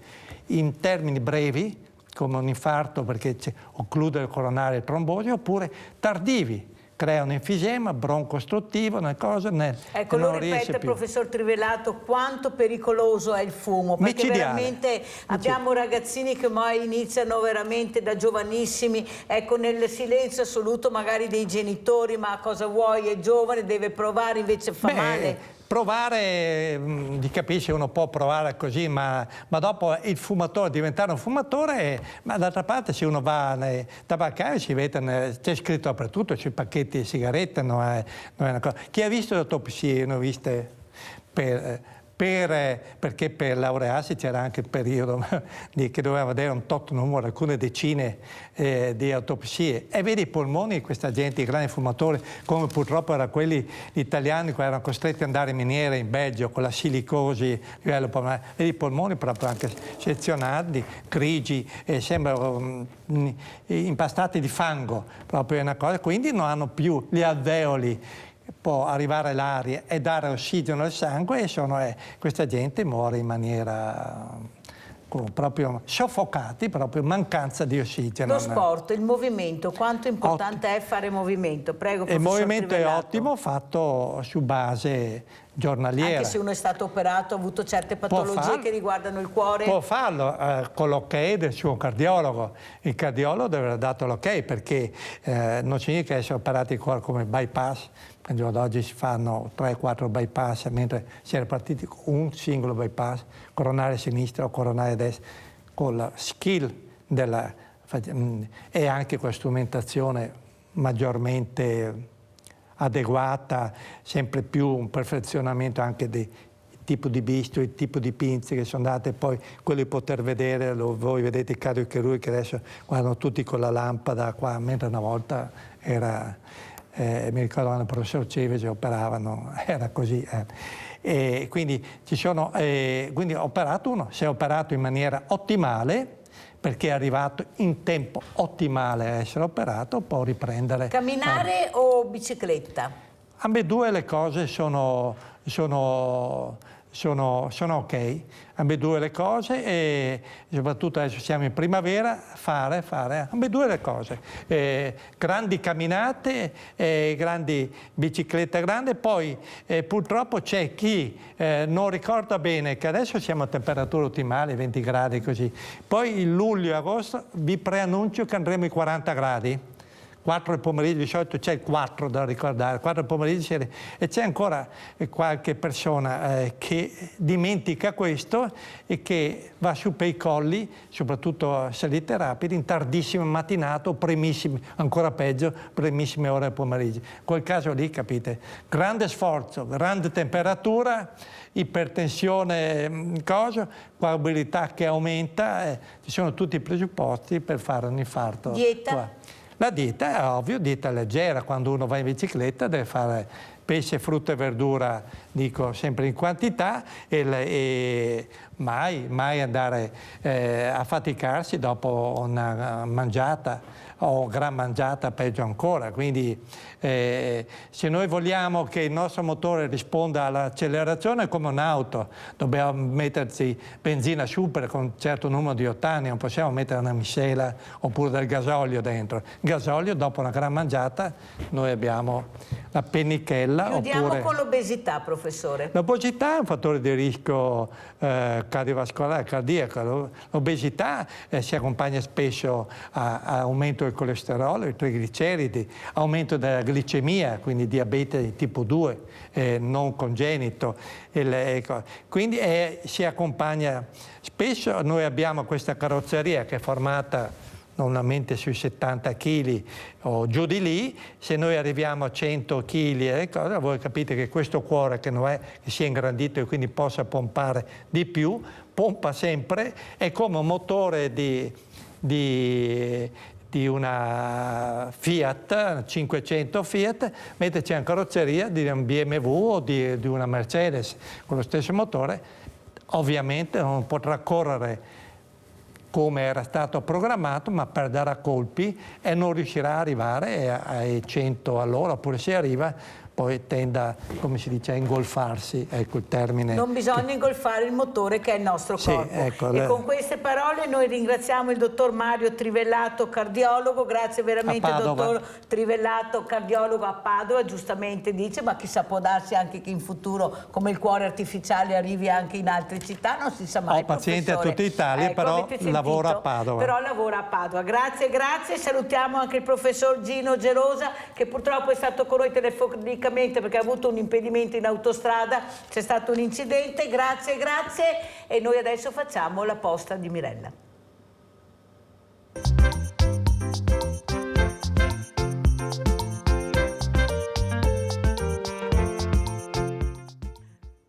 Quanti ospiti illustri anche questa settimana, anche questo sabato avete sentito, avete visto quante cose abbiamo imparato da questi professori, da queste mani d'oro che avete visto, perché bisogna avere le mani d'oro per cambiare un cuore in 20 minuti, un'equipe fantastica, ma non solo, veramente noi tutti dobbiamo dire grazie a questi medici, a questi professionisti, a questi chirurghi, alla ricerca, alla scienza, che ci permettono di vivere a lungo, anche in maniera abbastanza tranquilla. Il problema è solo che le liste d'attesa dovranno risolvere in qualche maniera, ma anche questa mattina è stata veramente una lezione di vita. E come tutti i sabati ricordiamo Mattia Battistetti e non solo, queste mamme che soffrono ancora tanto in silenzio, che non si danno pace per la perdita di questi loro amati figli, nipoti, mariti e genitori soprattutto. Allora, queste sono le risposte della mamma in base a queste lettere meravigliose che Mattia scrive. Non c'eri stasera, non c'eri, e lo sentivo più del solito, quel macigno sul cuore. Non c'eri e sono impazzita, come se d'un tratto mi avessero levato il senno e camminavo fuori, avanti e indietro, una mattonella grande ed una piccola alla volta. Come meretrici di Bacco urlavo il mio dolore, opposto al canto delle sirene di Ulisse, perché era muto e sordo e rimbombava nel petto. E per un attimo mi sono resa conto che la mia testa era un'appendice distaccata del mio corpo, che fluttava nel cielo ricoperto di stelle bianche che così belle non le avevo viste mai. Ma tu non c'eri ad affievolire il mio dolore, sudario di pensieri, di croci, di futuro incerto. Non c'eri tu, non c'era il tuo profumo speziato, non c'erano i tuoi capelli dal sapore di salsedine. Non c'era la tua mano a stringermi. Il tuo indice ruvido non mi alzava più lo sguardo da sotto il mento. Non c'eri a rimboccarmi per una volta tu le coperte e a darmi un bacio in fronte prima di iniziare a spettinarmi i capelli, nella speranza di affievolire quel fiume in piena di pensieri che irrompe per uscire. Non c'eri e vorrei dirtelo, ma non si può, e allora metto il cellulare in carica e ti sogno e ti penso e piango. Non c'eri e mi sono resa conto che forse è solo così che si muore. Ciao.